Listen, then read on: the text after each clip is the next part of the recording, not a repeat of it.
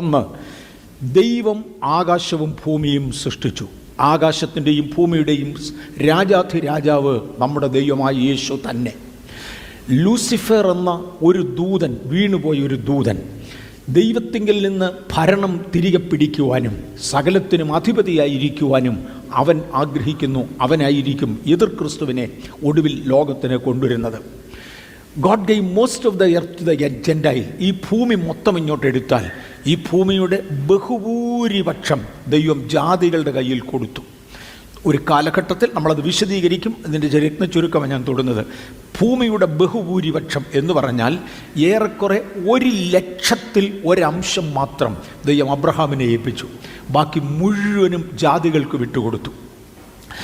Abraham എന്ന ഒരു വ്യക്തിയിലൂടെ മുഴുഭൂമിയുടെ 1,00,000-ൽ ഒരു ഭാഗം മാത്രം, എനിക്ക് തോന്നുന്നത് ഈ ചർച്ച് ഹോള് നമ്മൾ എടുക്കുകയാണെങ്കിൽ അതിനകത്ത് എൻ്റെ കയ്യിലിരിക്കുന്ന ഈ പ്രസൻറ്റർ വെക്കാനുള്ള അത്രയും സ്ഥലം അബ്രഹാമിന് കൊടുത്തേച്ചു. ബാക്കി മുഴുവൻ ജാതികൾക്ക് കൊടുത്തേച്ച് പറഞ്ഞു, ഈ ഒരു വ്യക്തി അബ്രഹാം മുഖേന സമർപ്പിക്കപ്പെട്ട ഒരു വ്യക്തി ഇത്രയും സ്ഥലത്ത് നിന്നുകൊണ്ട് ഞാൻ ഈ ഭൂമിയുടെ മൊത്തം ചുമതല തിരിച്ചേറ്റെടുക്കും, നിനക്ക് ഒക്കുന്നിടത്തോളം ഭരിച്ചു എന്ന് പറഞ്ഞ് ജാതികളുടെ കയ്യിൽ ദൈവം ഏൽപ്പിച്ചു കൊടുത്തു. ലൂസിഫർ ഒരു ഗ്ലോബൽ റൂളർഷിപ്പ് കൊണ്ടുവരുവാൻ, ആഗോള വ്യാപകമായൊരു ഭരണം കൊണ്ടുവരുവാൻ ഇന്ന് ശ്രമിച്ചുകൊണ്ടിരിക്കുകയാണ്. ആൻറ്റിക്രൈസ്റ്റ് റൂളർഷിപ്പ് വിൽ ബി ഈവിൾ. ഈ എതിർ ക്രിസ്തുവിൻ്റെ ഭരണം പൈശാചികമായിരിക്കും, മലിനമായിരിക്കും. മാത്രമല്ല അത് ട്രയൂൺ നേച്ചർ, ദൈവത്തിന് ഒരു ഏക സ്വഭാവമുള്ളതുപോലെ ഒരു ഏക സ്വഭാവത്തിലായിരിക്കും പൈശാചിക ഭരണവും കൊണ്ടുവരുന്നത്. മാത്രവുമല്ല അത് ഡിസിപ്റ്റീവ് ആയിരിക്കും, അത് ഭോഷ്കിൻ്റെ ആത്മാവിനാൽ ഭരിക്കപ്പെടുന്നതായിരിക്കും. Holy spirit and church prevent it. ഇന്ന് പരിശുദ്ധാത്മാവും സഭയും സമയത്തിനു മുന്നമേ അത് കയറി വരാതെ അതിനെ തടഞ്ഞു നിർത്തുന്നുണ്ട്. പരിശുദ്ധാത്മാവ് ഇവിടുന്ന് മാറ്റപ്പെട്ടാൽ, സഭ ഇവിടെ നിന്ന് മാറിയാൽ, അതെ, സഭ ഇവിടുന്ന് മാറ്റപ്പെടും. എതിർ ക്രിസ്തു രംഗപ്രവേശനം ചെയ്യും. Lucifer bring strong hold. ഇന്ന് സഭയ്ക്കകത്ത് അവൻ്റേതായ കോട്ടകൾ ലൂസിഫർ കെട്ടിക്കൊണ്ടിരിക്കുകയാണ്. എൻ്റെ പ്രിയപ്പെട്ടവരെ, നമ്മൾ ഏറ്റവും ഗൗരവമായും ശക്തിയായും മനസ്സിലാക്കേണ്ടത് ഇതാണ്. സഭയ്ക്കകത്ത് ആത്മീയരുടെ ഇടയിൽ, ഭക്തന്മാരുടെ ഇടയിൽ പിശാച് അതിൻ്റെ സ്ട്രോങ് ഹോൾഡ്സ്, കോട്ടകൾ കെട്ടി ഉയർത്തുകയാണ്. പൗലോസൊക്കെ പറയുമ്പോൾ ഈ കോട്ടകളെ ഇടിക്കുവാൻ ദൈവസന്നിധിയിൽ ശക്തിയുള്ള ചില ആയുധങ്ങളാണ് ആത്മീയർ ധരിക്കേണ്ടത്. ആത്മീയ ആയുധങ്ങൾ. The antichrist has is triune nature. ആ വിവരമായിരിക്കും കൂടുതലായി നമ്മൾ വിശദീകരിക്കുന്നത്. അവൻ്റെ ഏക സ്വഭാവം നമ്മൾ കൂടുതൽ വിശദീകരിക്കുന്നതായിരിക്കും. ആത്മീയരോട് ഓർമ്മിപ്പിക്കുവാനുള്ളത്, നാം ദൈവകൃപയിൽ നിലനിൽക്കുവാൻ ശ്രമിക്കുക. ഓരോ ദിവസവും ദൈവകൃപയിൽ നിലനിൽക്കുവാനായി ശ്രമിക്കുക. പൈശാചിക സാമ്രാജ്യത്തെ ഒരു ദിവസം സ്വർഗത്തിലെ ദൈവം എടുത്തെറിയും. മുഴുഭൂമിയെ അടക്കി ഭരിക്കുന്ന ഒരു ഭരണം ലൂസിഫറിന് ഉണ്ടാകും നിശ്ചയം. എന്നാൽ അതിനെ എടുത്തെറിഞ്ഞ ശേഷം ദൈവത്തിൻ്റെ രാജ്യം സ്ഥാപിക്കുകയും ക്രിസ്തുവിനോടുകൂടെ രാജാക്കന്മാർക്ക് തുല്യമായി ഞാനും നിങ്ങളും ദൈവരാജ്യം ഈ ഭൂമിയിൽ അനുഭവിക്കുകയും ചെയ്യും. അതിനുവേണ്ടി പരിശ്രമിക്കൂ, കഠിനാധ്വാനം ചെയ്യൂ. ദൈവത്തിൻ്റെ കൃപ നമ്മുടെ കൂടെ ഇരിക്കട്ടെ. ഇതായിരിക്കും ഈ ഒരു മാസത്തോളം എടുക്കും ഈ ക്ലാസ് തീർന്നു വരാൻ. ഈ ക്ലാസ്സിൽ വിശദീകരിക്കാൻ ആഗ്രഹിക്കുന്നത്, കഴിഞ്ഞ രാത്രിയിൽ ഇന്ന് എഴുന്നേറ്റ് നിന്ന് സംസാരിക്കാൻ ഒക്കത്തില്ലെന്ന് തോന്നുമാറ് എൻ്റെ ശരീരം ബലഹീനമായിരുന്നു. ഇന്നലെ വൈകിട്ട് ഒരു കൊച്ചു കമ്മിറ്റി മീറ്റിംഗ് ഉണ്ടായിരുന്നതിൽ നിന്ന് സംസാരിക്കാൻ പ്രയാസമായതുകൊണ്ട് ഇരുന്ന് സംസാരിക്കുന്ന ഒരു സ്ഥിതിയിലായിരുന്നു. കൃപയാൽ കഴിഞ്ഞ രാത്രിയിൽ അനേകരുടെ പ്രാർത്ഥന ദൈവം കേട്ടു. എന്നെ ബലപ്പെടുത്തി ഇവിടെ നിൽക്കുവാനുള്ള ആരോഗ്യം തന്നതിനാൽ കർത്താവിനെ നന്ദിയോടെ സ്തുതിക്കുന്നു. ഇതിനെതിരെ എതിർപ്പുകൾ ഉണ്ടാകും, ശത്രുത്വങ്ങൾ ഉണ്ടാകുമെന്ന് ലോകവ്യാപകമായി ആളുകൾ വിളിച്ചു പറഞ്ഞുകൊണ്ടിരുന്നു. ഞാനും ഇവിടെ കഴിഞ്ഞ ദിവസങ്ങൾ അനൗൺസ് ചെയ്തു. എൻ്റെയും ഹൃദയത്തിനകത്ത് ചഞ്ചലമുണ്ടായിരുന്നു. പറഞ്ഞു തീർക്കുമോ? അതിനുള്ള കൃപ ദൈവം തരണം. പെട്ടെന്ന് എൻ്റെ ഹൃദയത്തിൽ പരിശുദ്ധാത്മാവ് ഒരു ഭയങ്കര ശക്തിയുള്ള ആലോചന ഇങ്ങനെ തന്നു. V claim the protection of God. ദൈവത്തിൻ്റെ കാവൽ നമ്മൾ ഏറ്റെടുക്കുകയാണ്. സ്പിരിച്വൽ ബാറ്റിൽ, ഈ ആത്മയുദ്ധത്തിൽ നാം വിജയിച്ചിരിക്കും നിശ്ചയം. സൈന്യത്താലല്ല, ശക്തിയാലല്ല, ദൈവത്തിൻ്റെ ആത്മാവിനാൽ അത്രേ. തൻ്റെ ഈ 2 വാക്യങ്ങൾ ദൈവം എന്നോട് ഇടപെട്ട 2 വാക്യങ്ങളാണ്. ഒന്ന്, ഞാൻ നിങ്ങളുടെ മുമ്പിൽ കടന്നലിനെ അയച്ച് അത് നിങ്ങളുടെ മുമ്പിൽ നിന്ന് അമോര്യരുടെ ആ 2 രാജാക്കന്മാരെ ഓടിച്ചു കളഞ്ഞു. നിന്റെ വാളുകൊണ്ടല്ല, നിന്റെ വില്ലുകൊണ്ടുമല്ല നീ ജയിച്ചത്. അമോര്യ രാജാക്കന്മാർ ലോകത്തിലെ ഏറ്റവും ബലിഷ്ഠന്മാരും അക്കാലത്ത് ഏറ്റവും ബലിഷ്ഠന്മാരും നികൃഷ്ടന്മാരും അഹങ്കാരികളുമായ രാജാക്കന്മാർ ദൈവജനത്തോട് എതിർക്കുവാൻ മുൻപോട്ട് വന്നപ്പോൾ കർത്താവ് പറഞ്ഞു, നിന്റെ വാളും കുന്തവും ഒന്നും കൊണ്ട് യവനോട് നീ ജയിക്കത്തില്ല, അതുകൊണ്ട് ഞാൻ എൻ്റെ ആയുധം അങ്ങോട്ട് അയക്കാം. കാട്ടിൽ വളരുന്ന കുറേ കടന്നലുകളെ കർത്താവ് ഇളക്കി വിട്ടു. അത് അമോര്യ രാജാക്കന്മാരെ കുത്തി ഓടിച്ചു. നിന്റെ വാളുകൊണ്ടൊന്നും അല്ല പിടിച്ചത്, എൻ്റെ ആയുധം ബേഥേൽ നമ്മുടെ കഴിവ് കൊണ്ടല്ല, പകരം അത്യുന്നതന്റെ കഴിവിനാൽ നാം ജയിച്ചിരിക്കും. എതിർത്ത് നിൽക്കുന്ന ശത്രുവിനെ ജയിക്കുവാൻ ദൈവം നമ്മുടെ കയ്യിൽ തന്നിരിക്കുന്ന ദൈവത്തിൻ്റെ ആയുധങ്ങൾ നാം ഉപയോഗിക്കും. ദൈവത്തിൻ്റെ നാച്ചുറലായ ആയുധങ്ങൾ ഉപയോഗിച്ചിരിക്കും. ശത്രു പരാജയപ്പെട്ടിരിക്കും. ഇത് ഞാൻ കടന്നലിനെ അയക്കുമെന്നും നിങ്ങളുടെ മുമ്പിൽ ശത്രുവിനെ തോൽപ്പിക്കുമെന്നും 3 വേദഭാഗങ്ങളിൽ എങ്കിലും ഈ നേരത്തെ പ്രവചനാത്മാവിൽ പറഞ്ഞിട്ടുണ്ടായിരുന്നു. പുറപ്പാട് പുസ്തകം 23:28, പുറപ്പാട് പുസ്തകം 23:31, ആവർത്തന പുസ്തകം 7:20 ഈ വാക്യങ്ങളിൽ നേരത്തെ തന്നെ പ്രവചനാത്മാവിൽ ദൈവം ഇടപെട്ടിരുന്നു. ഞാൻ കടന്നലിനെ അയച്ച് നിങ്ങളെ വിടുവിക്കും. അതെ, കടന്നലിനെ അയച്ചു വിടുവിച്ചു. 100 പ്രവചനങ്ങൾ ദൈവസഭയ്ക്ക് അനുകൂലമായി ഇന്നുണ്ടെങ്കിൽ നിവർത്തിക്കപ്പെട്ടേ മതിയാകൂ. കർത്താവ് നമുക്ക് ജയം തരും. മാത്രവുമല്ല, ഇത് വിളിച്ചു പറയുമ്പോൾ അന്നാളിൽ മഹാകാഹളമൂതും. ഒരു മഹാകാഹളം ഊതുവാൻ കർത്താവ് നമുക്കിവിടെ കൃപ തരികയാണ്. മേ ബി ഇതിൻ്റെ അവസാനമാകുമ്പോഴത്തേക്ക് നമുക്ക് കാണാമായിരിക്കും വ്യത്യാസം. അങ്ങനെ ഒരു മഹാകാഹളം ഊതിയാൽ നഷ്ടമായവരും ഭ്രഷ്ടരായവരും പോയ ഇടങ്ങളിൽ നിന്ന് മടങ്ങി വരും. ദൈവസഭയ്ക്ക് ഒരു വിടുതലുണ്ടാകും. ഞാൻ ദൈവസഭ എന്ന് പറയുമ്പോൾ ലോകവ്യാപകമായി എന്നെ ശ്രദ്ധിക്കുന്ന ബേഥേലൈറ്റ്സ് ഇതേ ആശയം സൂക്ഷിക്കുന്നവരുണ്ട്. നമുക്കെല്ലാം ഉള്ള ഒരു ദൈവിക പ്രൊട്ടക്ഷൻ കർത്താവ് നമുക്ക് തന്നുകൊണ്ടിരിക്കുകയായിരിക്കും. അത് പ്രാപിക്കുവാൻ നാം ദൈവസന്നിധിയിൽ അടുത്തു വരികയാണ്. തുടർന്ന് യെശയ്യാവിൻ്റെ പുസ്തകം 14-ാം അധ്യായത്തിൻ്റെ 12 മുതൽ 14 വരെയുള്ള വാക്യങ്ങൾ വായിച്ചാൽ പൈശാചികമായ 1ാമത്തെ വെല്ലുവിളി നമുക്ക് കാണുവാൻ കഴിയും. ആരെങ്കിലും റെഡിയാണെങ്കിൽ ദയവായി ഒന്ന് വായിച്ചേക്കാം. ഇല്ലെങ്കിൽ പറഞ്ഞു വിടാൻ എളുപ്പമാണ്, കാര്യം എല്ലാം പവർ പോയിന്റിൽ ഉള്ളതുകൊണ്ട് എല്ലാവർക്കും വായിക്കാം. സാത്താൻ അല്ലെങ്കിൽ പിശാച് ഇല്ലെങ്കിൽ ലൂസിഫർ ആദ്യമായി ഉയർത്തുന്ന ഒരു വെല്ലുവിളിയാണ് കാണുന്നത്. വായിക്കാമോ?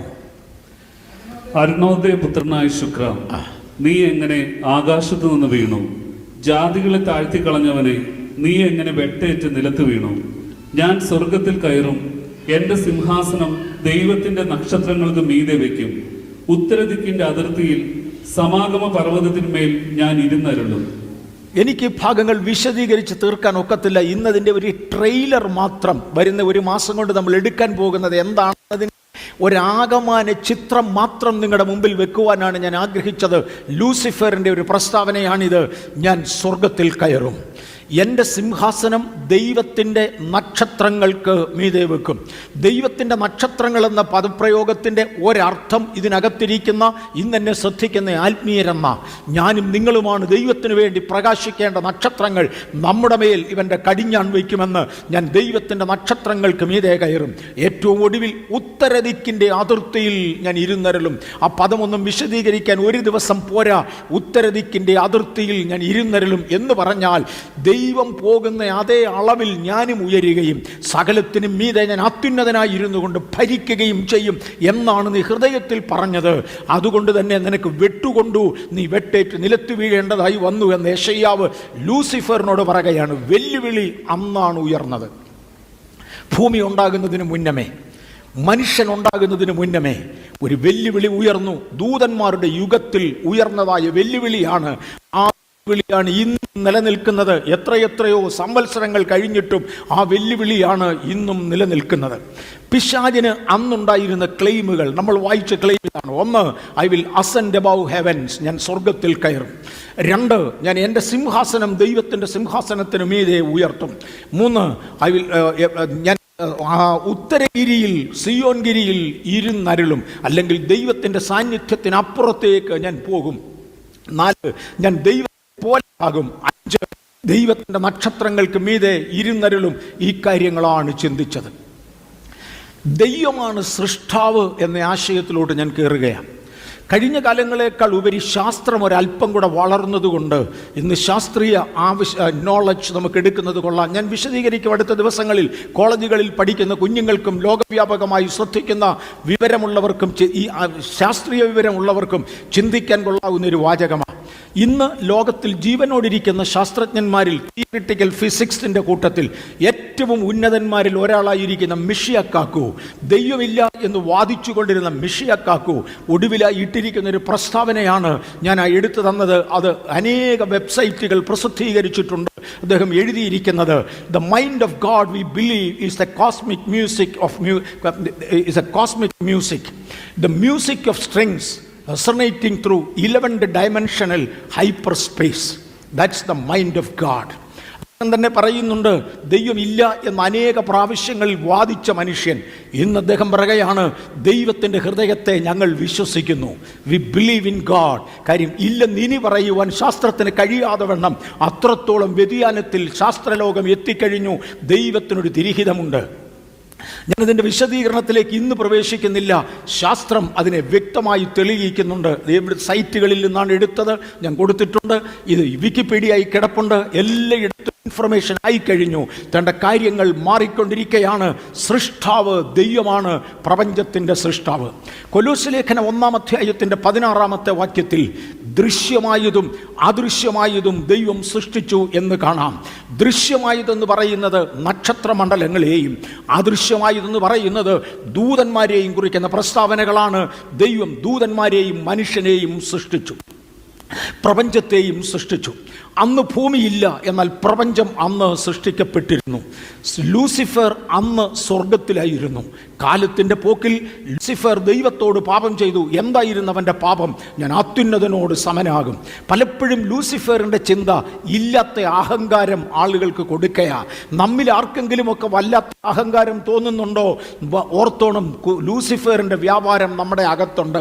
മലയാളത്തിൽ ഒരു പഴഞ്ചൊല്ലുണ്ട്, ചൊട്ടച്ചാൻ വഴി ദൂരം മാത്രം കഷ്ടിച്ചങ്ങ് പറക്കും കോഴിക്ക് കഴുകനോടുകൂടെ പറക്കാൻ ഒരു കൊതി. എന്നാ ചെയ്യുന്നേ? ഒരു ചാണു മാത്രം പറക്കുവാൻ കഴിവുള്ളതായ വെറും നാടൻ കോഴിക്ക് കഴുകന്റെ മീതെ പറക്കുവാൻ താല്പര്യമുണ്ട്. അഹങ്കാരത്തിന്റെ ചിന്തകൾ. ലൂസിഫർ അഹങ്കരിച്ചതിനെ തുടർന്ന് ദൈവം ഭൂമി സൃഷ്ടിക്കുകയും ഭൂമിയിലേക്ക് ലൂസിഫർ മാറ്റുകയും ചെയ്തു. 4.45 ബില്യൺ വർഷങ്ങൾക്ക് മുന്നമേ, 4.45 ബില്യൺ വർഷങ്ങൾക്ക്, ഒരു ബില്യൺ എന്ന് പറഞ്ഞാൽ 1,00,000 കോടി, 4.45 ബില്യൺ വർഷങ്ങൾക്ക് മുന്നമേ ദൈവം ഭൂമിയെ സൃഷ്ടിക്കുകയും ലൂസിഫറിനെ ഭൂമിയിലേക്ക് മാറ്റുകയും ചെയ്തു. പ്രീ ആഡമിക് ജനറേഷൻ ഭൂമിയിൽ ഒന്നുണ്ടായിരുന്നു എന്നതിൻ്റെ തെളിവാണ് ഓസ്ട്രേലിയയിൽ നിന്ന് ലഭിക്കുന്ന ഏതാണ്ട് 4.1 ബില്യൺ വർഷങ്ങൾ പഴക്കമുള്ള ഫോസിലുകൾ നമുക്ക് കാണുവാൻ കഴിയും. അത് കാണിക്കുന്നത് ഇവിടെ ആരോ വസിച്ചിരുന്നു എന്ന്. ഏതാണ്ട് 410 കോടി വർഷങ്ങൾക്ക് മുന്നമേ, 410 കോടി വർഷങ്ങൾക്ക് മുന്നമേ ഇവിടെ ആരൊക്കെയോ ഭരിച്ചിരുന്നു, ഇവിടെ ആരോ ഉണ്ടായി എന്ന് കാണിക്കുന്ന തെളിവുകളാണ് ആ കാണുന്നത്. ലൂസിഫർ ഭൂമിയിൽ വന്ന ശേഷം വീണ്ടും ദൈവത്തോട് റിബെൽ ചെയ്തു. വിശദീകരണങ്ങളിലേക്ക് നമ്മൾ അടുത്ത ദിവസങ്ങളിൽ പോകും. ലൂസിഫർ ഭൂമിയിൽ ഭരിക്കുവാൻ ഏൽപ്പിച്ചു. ദൈവം പറഞ്ഞു, എൻ്റെ മാതൃകയിൽ, എൻ്റെ മര്യാദയിൽ, എൻ്റെ ഗ്രഹമെന്ന് ഓർത്തുകൊണ്ട് ഞാൻ നിന്നെ ആക്കുന്നുവെന്ന് അറിഞ്ഞുകൊണ്ട് എൻ്റെ സമ്പ്രദായത്തിനും കൾച്ചറിനും ഒത്തവണ്ണം ഈ ഭൂമിയെ കൊണ്ടുവരണമെന്ന് പറഞ്ഞു. എങ്കിലും അവനത് ലംഘിക്കുകയും അവൻ്റെ കൾച്ചറിൽ ഭൂമിയെ മാറ്റുവാൻ അവൻ ശ്രമിക്കുകയും ചെയ്തു. യെശയ്യാവിൻ്റെ പുസ്തകം 14-ാം അധ്യായം 4-11-14 വാക്യങ്ങളിലൊക്കെ ഇത് കാണാം. അവൻ ഇതര ദൂതന്മാരുമായി കൂട്ടുകെട്ടുണ്ടാക്കി. ദൈവത്തെ ഒന്ന് ടോപ്പിൾ ചെയ്യുവാൻ, ദൈവിക സാമ്രാജ്യത്തെ മറിച്ചിടേണ്ടതിന് വേണ്ടി അവന് ലഭിക്കുന്ന ഇതര ദൂതന്മാരുമായി കൂട്ടുകെട്ടുണ്ടാക്കിക്കൊണ്ട് ലൂസിഫർ ഭൂമിയിൽ വന്ന ശേഷം വീണ്ടും ദൈവത്തോട് മറുതലിക്കുകയും അവൻ പിന്നെയും വിളിച്ചു പറഞ്ഞു, ഞാൻ സ്വർഗത്തിൽ കയറും. ആകയാൽ ലൂസിഫർ അങ്ങനെ ദൈവത്തോട് മറുതലിച്ച കാരണത്താൽ ദൈവം ഭൂമിയെ പാഴും ശൂന്യവും ആക്കി മാറ്റിക്കളഞ്ഞു. ലൂസിഫറിന് വെട്ടേറ്റു. മീഖായേൽ ലൂസിഫറുമായി പടപൊരുതി.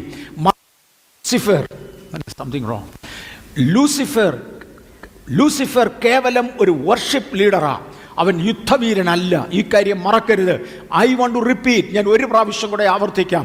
പലരോടും പൈശാചിക പോരാട്ടങ്ങൾ ഇന്ന് നിലവിലുണ്ടെങ്കിൽ ആ പൈശാചിക പോരാട്ടങ്ങളെ ഓർമ്മിപ്പിച്ചുകൊണ്ട് ഞാൻ പ്രിയപ്പെട്ടവരെ നിങ്ങളെ ഓർമ്മിപ്പിക്കട്ടെ. ഇവൻ ഒരു വർഷിപ്പ് ലീഡർ ആയിരുന്നു, ഇവൻ യുദ്ധവീരനായിരുന്നില്ല. എന്നാൽ ദൈവത്തിന് യുദ്ധവീരന്മാരായ മഹാദൂതന്മാരുണ്ട്. മീഖായേലും സൈന്യവും എന്നവരെ വിളിക്കുന്നുണ്ട്. മീഖായേലും സൈന്യവും ചേർന്ന് തന്റെ പൈശാചിക സാമ്രാജ്യത്തോട് പോരാടുകയും ലൂസിഫർ വെട്ടേറ്റ് നിലത്ത് വീഴുകയും ചെയ്തു. ലൂസിഫർ മാത്രമല്ല, അവനോട് കൂടെ ഉണ്ടായിരുന്ന ഒരു വിഭാഗം ദൂതന്മാരെയും ദൈവം ബന്ധിച്ചു. അവരോടുകൂടെ കർത്താവ് യേശു ക്രിസ്തു ഒരു 70 പേരെ ഒരിക്കൽ പറഞ്ഞയച്ചവരോട് പറയുന്നൊരു വാചകമുണ്ട്. അവരോട് സാത്താൻ മിന്നൽ പോലെ ആകാശത്തു നിന്ന് ഞാൻ കണ്ടു. ലൂക്കോസിന്റെ സുവിശേഷം 10-ാം അധ്യായത്തിന്റെ 18-ാമത്തെ വാക്യമാണ്. സാത്താൻ മിന്നൽ പോലെ നിലത്ത് വീഴുന്നത് ഞാൻ കണ്ടു. സാത്താനെ വെട്ടിയിട്ട ഒരു പഴയ ചരിത്രത്തെക്കുറിച്ച് യേശു ഒന്ന് ഓർമ്മിപ്പിച്ചു. ഒരു 70 പേർ മടങ്ങി വന്ന് യേശുവിനോട് പറഞ്ഞു, കർത്താവേ, ഭൂതങ്ങൾ ഞങ്ങൾക്ക് കീഴടങ്ങുന്നു. ഇന്ന് പകൽക്കാലം ഇതിനകത്തിരുന്നു കൊണ്ടും ലോകത്തിൻ്റെ വിവിധ സ്ഥലങ്ങളിലും എന്നെ ശ്രദ്ധിക്കുന്നവരെ നമ്മോട് ദൈവത്തിന് ഓർമ്മിപ്പിക്കാനുള്ളത് ഇതാണ്. അവൻ നിങ്ങളുടെ മുമ്പിൽ കീഴടങ്ങുന്നെങ്കിൽ അതിനൊരു കാരണമുണ്ട്. പണ്ട് വെട്ടുകൊണ്ട സംഭവം അവന് ഓർമ്മയുണ്ട്. ഇന്ന് ഇതിനകത്തിരിക്കുന്ന ദൈവപൈതലെ, ദൈവത്തിൻ്റെ ദൂതന്മാരിറങ്ങി ലൂസിഫറിനെ വെട്ടുകയും അവനോട് കൂടെയുള്ളവരെ ബന്ധിക്കുകയും ചെയ്തു. അവൻ വെട്ടേറ്റ് വീണവനാണ് ആ കാര്യം. പക്ഷേ അവന്റെ വെല്ലുവിളി ഇന്നും നിലനിൽക്കുന്നു. അവന്റെ വെല്ലുവിളി ഇതാണ്: മുഴുവൻ ഭൂമിയും അടക്കി ഒന്നിച്ച് ഞാൻ ഭരിക്കും. സ്വർഗത്തിൽ കയറും, അതൊരു വശം. ഞാൻ മാനുഷികമായ വശം മാത്രം എടുക്കട്ടെ, ബാക്കി ദൈവം നോക്കട്ടെ. മാനുഷികമായ വശം മാത്രം ഞാൻ എടുക്കട്ടെ, ദൂതമണ്ഡലം ദൈവം നോക്കട്ടെ. അവൻ ഇന്ന് വാദിക്കുവാനുള്ളത് ഞാൻ എൻ്റെ മലയാളത്തിൽ കൊടുത്തിട്ടുണ്ട്. ഞാൻ മുഴുഭൂമിയും അടക്കി വാഴും, ഒരുമിച്ച് ഭരിക്കും. ഈ ചിന്ത അവൻ്റെ അകത്തുണ്ട്, അതേ ഭരിക്കും. മുമ്പേ പറഞ്ഞ എല്ലാ ആശയങ്ങളും യെശയ്യാവ് 14 നിന്നും അവിടെ ഇട്ടിട്ടുണ്ട്. ഇതിനെ തുടർന്ന് ദൈവം ഭൂമിയെ പാഴും ശൂന്യവുമാക്കി. കഴിഞ്ഞ പ്രാവശ്യം ഞാൻ ഈ ഒരു ആശയം എടുത്തിട്ടേ ഇല്ലായിരുന്നു. ദൈവം ഭൂമിയെ പാഴും ശൂന്യവുമാക്കി. നിങ്ങൾക്കറിയാമോ, ഇന്നും പാഴും ശൂന്യവുമായ ഗ്രഹങ്ങൾ നമ്മുടെ സൗരയൂഥത്തിൽ കിടപ്പുണ്ടെന്ന്. കുറഞ്ഞാലും 2, മേ ബി 4 ഗ്രഹങ്ങൾ ഇന്നും സൗരയൂഥത്തിലുള്ളത് പാഴും ശൂന്യവുമാണ്. 2 ഗ്രഹങ്ങൾ വെറും ഗ്യാസ് ജൈൻസ് എന്നാണ് അവയെ വിളിക്കുന്നത്, യുറാനസ് ആൻഡ് നെപ്റ്റ്യൂൺ. ഈ 2 എണ്ണം ഇന്നും ഗ്യാസ് ജൈൻസ് ആണ്. അതിനൊരു പ്രതലമില്ല, അതിനൊരു സോളിഡ് ഗ്രൗണ്ട് ഇല്ല, പാഴും ശൂന്യവുമായി കിടക്കുകയാ. ലൂസിഫറിനെ ഒറ്റയ്ക്കല്ല ദൈവം ശിക്ഷിച്ചത്, പല ദൂതന്മാരെ ദൈവം ഒരുമിച്ച് ശിക്ഷിച്ചു. ചിലതിനെ ബന്ധിച്ചു, അന്ധകാരത്തിൻ്റെ ചങ്ങലയിട്ട് അഗാധത്തിൽ സൂക്ഷിച്ചിരിക്കുകയാണ്. ചിലതിനെ ശിക്ഷിച്ച് അഴിച്ചു വിട്ടിരിക്കുമ്പോൾ ചിലതിനെ ബന്ധിച്ചിട്ടിരിക്കുകയാണ്. ആരൊക്കെ പാർത്തിരുന്നതാണ് ഇതെന്ന് ആർക്കറിയാം? ഇന്നും നമ്മുടെ അന്തരീക്ഷത്തിൽ, ഇന്നും നമ്മുടെ സൗരയൂഥത്തിൽ 4 ഗ്രഹങ്ങളോളം 2-ൽ കുറയാതെ പാഴും ശൂന്യവുമായി കിടപ്പുണ്ട്. മറക്കരുത്, some are gas giants and some are snow giants. ഇന്നും അവർ പാഴും ശൂന്യവുമാണ്. ഭൂമിയും ഇതുപോലെ പാഴും ശൂന്യവും ആയിരുന്നു. ദൈവം അവിടെ നിന്ന് ഭൂമിയുടെ കോസ്മോസ് ചേഞ്ച് ചെയ്തു. കോസ്മോസ് എന്ന വാക്കിന് ക്രമീകരണമെന്നാണ് അർത്ഥം, സംവിധാന ക്രമം. ആ സംവിധാന ക്രമത്തിൽ അന്തരീക്ഷ വായു ഉൾപ്പെടും. ആ സംവിധാന ക്രമത്തിൽ ഇവിടുത്തെ ഗവൺമെൻറ്റുകൾ, ഭരണം ഉൾപ്പെടും. ഇതിനകത്ത് ദൈവദത്തമായൊരു ഭരണം നടത്തേണ്ടതിന് ദൈവവും അതിന് വിരോധമായൊരു ഭരണം നടത്തേണ്ടതിന് പൈശാചിക വ്യാപാരങ്ങളും ഒരുപോലെ ഇടപെടുന്നതിൻ്റെ നടുവിൽ തൃക്കരങ്ങളിൽ നിന്ന് കൈവിട്ടു പോകാതെ ഭരണസമ്പ്രദായങ്ങളെ വരെ കർത്താവ് നിയന്ത്രിക്കുകയും അതിൻ്റെ കോസ്മോസ് ദൈവം ചേഞ്ച് ചെയ്യുകയും ചെയ്തു. ഉൽപ്പത്തി പുസ്തകം 1:3 മുതൽ 2:2 വരെയുള്ള വാക്യങ്ങളിൽ നിന്ന് ദൈവം കോസ്മോസ് ചേഞ്ച് ചെയ്യുന്നതിനെ കുറിച്ച് കാണുവാൻ കഴിയും. അതിനുശേഷം ദൈവം ആദാമിനെ സൃഷ്ടിച്ചു. ഞാൻ വിശദീകരിക്കാൻ പോകുകയാണ്. ആദം ഹവ്വമാരെ ഏദൻ തോട്ടത്തിലേക്ക് കൊണ്ടുവന്നു. അവരെ ലോകത്തിൻ്റെ വൈസ്രോയിമാരായി നിയമിച്ചു. ഒരു അതോറിറ്റി അവർക്ക് കൊടുത്തു. 5 വിധ അധികാരങ്ങൾ അവരെ ഏൽപ്പിച്ചു. അവർക്ക് 2 ഉത്തരവാദിത്വങ്ങൾ കൊടുത്തു. നമ്മൾ വരുന്ന ദിവസങ്ങളിൽ ഇതെല്ലാം വിശദീകരിക്കും. നമ്മുടെ സബ്ജക്റ്റ് എന്തുവാന്നായി പറഞ്ഞു വരുന്നത്. 2 അധികാരങ്ങൾ അവരെ ഏൽപ്പിച്ചു. ഒരു വൻ വാണിങ്ങും 5 അധികാരങ്ങൾ കൊടുത്തു. 2 ഉത്തരവാദിത്വങ്ങൾ കൊടുത്തു. അവർക്ക് ഒരു വലിയ വാണിങ്ങും കൊടുത്തു. തോട്ടത്തിൻ്റെ നടുവിലുള്ള വൃക്ഷത്തിൻ്റെ ഫലം തിന്നരുത്, തിന്നുന്ന നാളിൽ നീ മരിക്കും. അവരെ തോട്ടത്തിലാക്കി. കോസ്മോസ് മാറ്റുന്ന കൂട്ടത്തിൽ വന്ന വൻ വ്യത്യാസങ്ങൾ ആ വലത്തുവശത്ത് കാണുന്ന ചിത്രത്തിൽ നിന്ന് മനസ്സിലാകത്തില്ല. അതുകൊണ്ടാണ് ഇടത്തുവശത്ത് കുഞ്ഞുങ്ങൾക്ക് പഠിക്കാൻ വേണ്ടി ഉപയോഗിക്കുന്ന ഒരു ഗ്ലോബ് വെച്ചിരിക്കുന്നത്. ഒരു 23 ഡിഗ്രി ചരിവ് വരെ ഇതിനകത്ത് വ്യക്തമാണ്. ആ കോസ്മോസ് മാറ്റിയ കൂട്ടത്തിൽ, അല്ലെ ക്രമീകരണങ്ങൾ മാറ്റിയ കൂട്ടത്തിൽ എത്രയും ചരിച്ചെങ്ങനെ വെച്ചാൽ ശരിയാകുമെന്ന് ദൈവം കാണുകയും അതിനനുസരിച്ച കോസ്മോസ് കംപ്ലീറ്റ്ലി മാറ്റുകയും ചെയ്തുവെന്ന് കാണാം. തുടർന്ന് ദൈവം ആദം ഹവ്വമാരെ സൃഷ്ടിച്ചു. പ്രപഞ്ചത്തിൻ്റെ ചക്രവർത്തിമാരായി, അല്ലെങ്കിൽ ഇതിനെ അടക്കി ഭരിക്കേണ്ടതിന് ദൈവം അവരെ ഏദൻ്റെ തോട്ടത്തിലേക്കാക്കി. പക്ഷെ പാമ്പ് വിട്ടില്ല. അവൻ പറഞ്ഞു, ഞാൻ അടക്കി ഭരിക്കും. ഞാൻ അടക്കി ഭരിക്കും. എൻ്റെ പ്രിയപ്പെട്ടവരെ, ഇന്ന് എൻ്റെയും നിങ്ങളുടെയും കയ്യിൽ ദൈവം തന്നിരിക്കുന്ന അധികാരം നമ്മുടെ കയ്യിൽ നിന്ന് മാറിപ്പോകാതെ ഈ പഴയ പാമ്പിനെ ശ്രദ്ധിച്ചു കൊള്ളുവാൻ ഞാൻ കർത്താവിൻ്റെ കരങ്ങളിൽ ആശ്രയിച്ച് നിങ്ങളെ പ്രബോധിപ്പിക്കുവാൻ ആഗ്രഹിക്കുകയാണ്. ആ പഴയ പാമ്പ് വിട്ടില്ല. അവൻ പറഞ്ഞു, ഞാൻ ചതിച്ചിരിക്കും. അങ്ങനെ ഹൗവായെ ഉപായത്താൽ ചതിച്ചു. ആദം ഹൗവമാർ ഏദനിൽ പാപം ചെയ്തു. തൽക്കാലത്തേക്ക് ദൈവം ഒരു യാഗം നടത്തി. ആ യാഗത്തിൽ നിന്ന് ആ യാഗമൃഗത്തിൻ്റെ തോലുകൊണ്ട് ആദം ഹൗവമാർക്ക് ഒരു ഉടുപ്പുണ്ടാക്കി അവരെ ഇടിവിപ്പിച്ചു. ആ രക്തത്തിൽ ആശ്രയിച്ചേച്ച് പറഞ്ഞു, ഈ സാത്താൻ നിങ്ങളെ ജയിക്കയില്ല. പക്ഷെ അവൻ്റെ വെല്ലുവിളി ഇന്നും തുടരുന്നുണ്ട്, മറക്കരുത്. തുടർന്ന് ദൈവം നോഹയെ വിളിച്ചു. ആദം പരാജയപ്പെട്ട ഇടത്ത് ദൈവം നോഹയെ വിളിച്ചു. നോഹയെ വിളിച്ച് നോഹയെ അനുഗ്രഹിച്ചേച്ച് പറഞ്ഞു, നീ സന്താനപുഷ്ടിയുള്ളവനായി പെരുക്. ആദമിനെ അനുഗ്രഹിക്കുന്ന പദം റീപ്ലനീഷ്, വീണ്ടും സന്താനപുഷ്ടിയുള്ളവനായി പെരുക്. നോഹയെ അനുഗ്രഹിക്കുന്ന പദവും റീപ്ലനീഷ്, വീണ്ടും സന്താനപുഷ്ടിയുള്ളവനായി പെരുക്. ഒരു ദൂത സമൂഹത്തെ മായിച്ച ശേഷം ആദാമിനെ ആക്കിയതുപോലെ ആദാമ്യ തലമുറയെ മായിച്ച ശേഷം നോഹയെ ആക്കിയേച്ച് പറഞ്ഞു, അടക്കി വാഴ്, ഭൂമിയെ അടക്കി വാഴ്. ആരൊക്കെയോ നഷ്ടമാക്കിയ ദൈവകൃപയാണ് ഇന്ന് എന്നെയും നിങ്ങളെയും ഏൽപ്പിച്ചതെന്ന് മറക്കരുത്. അതുകൊണ്ട് നമ്മൾ ഗൗരവമായി നമ്മുടെ മരുഭൂപ്രയാണം ഭയത്തോടെ കഴിക്കുവാൻ, ദൈവം ഏൽപ്പിച്ചത് ചെയ്യുവാൻ ദൈവകരങ്ങളിൽ ഏൽപ്പിച്ചു കൊടുക്ക്. വേറൊരാളിന് നഷ്ടമായതാണ് ഇന്ന് നമ്മുടെ കയ്യിൽ തന്നതെന്ന് മറക്കരുത്. ഇന്നും പഴയ വെല്ലുവിളി തുടരുന്നുണ്ട്. ഞാൻ സ്വർഗത്തിൽ കയറും, എൻ്റെ സിംഹാസനം അത്യുന്നതൻ്റെ സിംഹാസനത്തിൻ്റെ മീതെ വെക്കും. ഞാൻ ഉത്തരഗിരിയുടെ മുകളിൽ ഇരുന്നരലും. അവൻ്റെ ആർഗ്യുമെൻ്റ് ഇന്നുമുണ്ട്. അതവൻ സാധിക്കുമില്ലെന്നല്ല ഞാൻ പറഞ്ഞത്, അത് ഇന്നുമുണ്ട്. എനിക്കും നിങ്ങൾക്കും എതിരെ ഇതുപോലൊരു ശബ്ദം ഉയരുന്നുണ്ട്. ഇതിനെ തുടർന്നാണ് ദൈവം ഭൂമിയെ രണ്ടായി വിഭജിച്ചത്. ഭയങ്കര തത്വമുള്ള ഒരു കാര്യമായത്. ദൈവം ഭൂമിയെ രണ്ടായി വിഭജിച്ചു. അതിനകത്തൊരു കൊച്ചു ഭാഗം മനസ്സിലാക്കാൻ വേണ്ടി ഇതേല് തൻ്റെ രണ്ട് പടങ്ങൾ ഞാൻ ഇട്ടിട്ടുണ്ട്. രണ്ടകത്തേലും ചുമന്ന മഷി കൊണ്ട് ഒരു കുത്തുപോലെ കാണാം. വളരെ ഗൗരവമായി ശ്രദ്ധിച്ചാൽ കാണാം, അത്രയും വലിപ്പമേ ഉള്ളൂ. ചുമന്ന മാർക്ക് ചെയ്തിട്ടുണ്ട്, ഇസ്രായേൽ. അത്രയും ഒരു കൊച്ചു ഭാഗം അബ്രഹാമിനോട് വാഗ്ദത്തം പറഞ്ഞു. ദൈവം അബ്രഹാമിനെ കൊണ്ടുവന്നേച്ച് പറഞ്ഞു, നിനക്കും നിന്റെ സന്തതിക്കുമായി ഞാൻ ഇത്രയും ഭാഗം അങ്ങോട്ട്. മുമ്പേ ഞാൻ പറഞ്ഞ പോലെ ഭൂമിയെ ആകെപ്പാടെ എടുത്താൽ എന്താ 51 കോടി ഒരുപാട് ലക്ഷം സ്ക്വയർ കിലോമീറ്റർ ഉണ്ട്. അതിൽ നിന്ന് ഒരു 6250 സ്ക്വയർ കിലോമീറ്റർ അബ്രഹാമിൻ്റെ കൊടുത്തു. 100,000 ഭാഗം അതിൽ താഴെ ഉള്ളൂ. 100,000 താഴെ സ്ഥലം അബ്രഹാമിൻ്റെ കൊടുത്ത് പറഞ്ഞു, ഇത് മതി, ഞാൻ നിൻ്റെ കൂടെ ഉണ്ടെങ്കിൽ ഞാൻ നിന്നെ അനുഗ്രഹിച്ച് ബഹുജാതികൾക്ക് പിതാവാക്കും. ഇത് മതി. ഇതിനകത്ത് നിന്ന് ഞാൻ ബാക്കിയുള്ളതിനെ കീഴടക്കും. കാര്യം നിന്നെ ഞാൻ അതുപോലെ അങ്ങ് ശക്തീകരിക്കും. ഇന്ന് പകൽ തേനീച്ചയെ അയച്ച്, കടന്നലിനെ അയച്ച് ആമോര്യ രാജാക്കന്മാരെ തോൽപ്പിച്ചവൻ.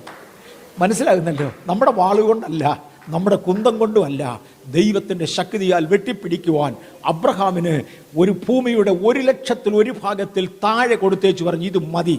പക്ഷെ അബ്രഹാമിൽ നിന്ന് ജനിച്ച എബ്രായൻ ഇസ്രായേൽ ലോകത്തിലെ ഏറ്റവും വലിയ ശാസ്ത്രീയ രാഷ്ട്രമായി മാറി. ശാസ്ത്രീയ കണ്ടുപിടുത്തങ്ങൾ മൊത്തവും ഏറെക്കുറെ അവരുടെ കയ്യിലാണ്. 2 മുസ്ലിംസ്, 3 ക്രിസ്ത്യൻസ്. ഈ 3 വിഭാഗങ്ങളെ അബ്രഹാമിൽ നിന്ന് ദൈവം കൊണ്ടുവന്നു. ലോകത്തിൻ്റെ ബഹുഭൂരിപക്ഷം ജനസംഖ്യയും ഇന്ന് അബ്രഹാമിൻ്റെ മക്കളാണെന്ന് മറക്കരുത്. ബഹുഭൂരിപക്ഷം കണ്ടുപിടുത്തങ്ങളും അബ്രഹാമിൻ്റെ മക്കളിൽ നിന്നാണെന്ന് മറക്കരുത്. ബഹുഭൂരിപക്ഷം ധനസമ്പത്തുകളും അബ്രഹാമിൻ്റെ മക്കളിൽ നിന്നാണെന്ന് മറക്കരുത്. എന്നെയും നിങ്ങളെയും വിശ്വാസത്താൽ അബ്രഹാമിൻ്റെ സന്തതികളാക്കി മാറ്റി. എവിടുന്ന തുടക്കം? കാണുന്ന ഒരു പൊട്ടുപോലുള്ള സ്ഥലത്തു നിന്ന തുടക്കം. അത് മതി ദൈവ പൈതലേ. ദൈവം എന്തെങ്കിലും ഒന്ന് ഏൽപ്പിച്ചെങ്കിൽ അതിനകത്ത് വിശ്വസ്തത പാലിക്ക് ദൈവം നിങ്ങളെ ഉപയോഗിക്കുന്നത് കാണാം. അബ്രഹാമിന് ലഭിച്ച അല്പം സ്ഥലത്തുനിന്ന് അബ്രഹാം യാഗപീഠങ്ങളുമായി ആരംഭിച്ചു. തൻ്റെ മകനെ വരെ യാഗം കഴിക്കുവാൻ അബ്രഹാം തയ്യാറായി. പക്ഷേ യേശുക്രിസ്തു എന്ന വാഗ്ദത്ത സന്തതിയുടെ ജനനത്തെ തടയുവാൻ പിശാച് പിന്നെയും തുടങ്ങി. അവന് മനസ്സിലായി, എന്തൊക്കെയോ യേശു പറഞ്ഞതല്ലേ, കർത്താവ് പറഞ്ഞതല്ലയോ തൻ്റെ വാഗ്ദത്ത സന്തതി ജനിക്കും. അത് വരാതിരിക്കേണ്ടതിന് വേണ്ടി തൻ്റെ ലൂസിഫർ ആരംഭിച്ചു, അല്ലെങ്കിൽ പിശാച് ആരംഭിച്ചു. ഒന്ന്, ഇസ്രയേലിൽ ഉള്ളതായ ഭക്തിയുള്ള സ്ത്രീകളെ വന്ധ്യകളാക്കി മാറ്റി. ഒരഭക്തയായ സ്ത്രീയിൽ നിന്നും ദൈവപുത്രനായ ക്രിസ്തുവിന് ജനിക്കാനൊക്കത്തില്ല. എൻ്റെയും നിങ്ങളുടെയും ജീവിതം നശിപ്പിച്ചു കഴിഞ്ഞാൽ ആ നശിച്ച ജീവിതത്തിൽ നിന്നും പിന്നെ ദൈവമൊന്നും ചെയ്യുകയില്ല. അതുകൊണ്ട് സ്ത്രീകളെ, പ്രത്യേകിച്ച് മാന്യരായ സ്ത്രീകളെ, ഭക്തരായ സ്ത്രീകളെ വന്ധ്യകളാക്കി മാറ്റി. അവൻ പ്രവാചകന്മാരെയും the priests and prophets, rulers, they were all corrupted. അന്നുണ്ടായിരുന്ന രാജാക്കന്മാരെയും പ്രഭുക്കന്മാരെയും പുരോഹിതന്മാരെയും അവൻ കറപ്റ്റ് ചെയ്തു. ദൈവകൃപ വ്യാപരിക്കാതെയാകുവാൻ നോക്കി. Law was violated, temple was defiled. ദൈവത്തിൻ്റെ ആലയത്തെ മലിനമാക്കി, നിയമങ്ങൾ ലംഘിക്കപ്പെട്ടു. ബാലാം, ആഹാബ് മുതലായ ആളുകൾ എഴുന്നേറ്റു വന്നു.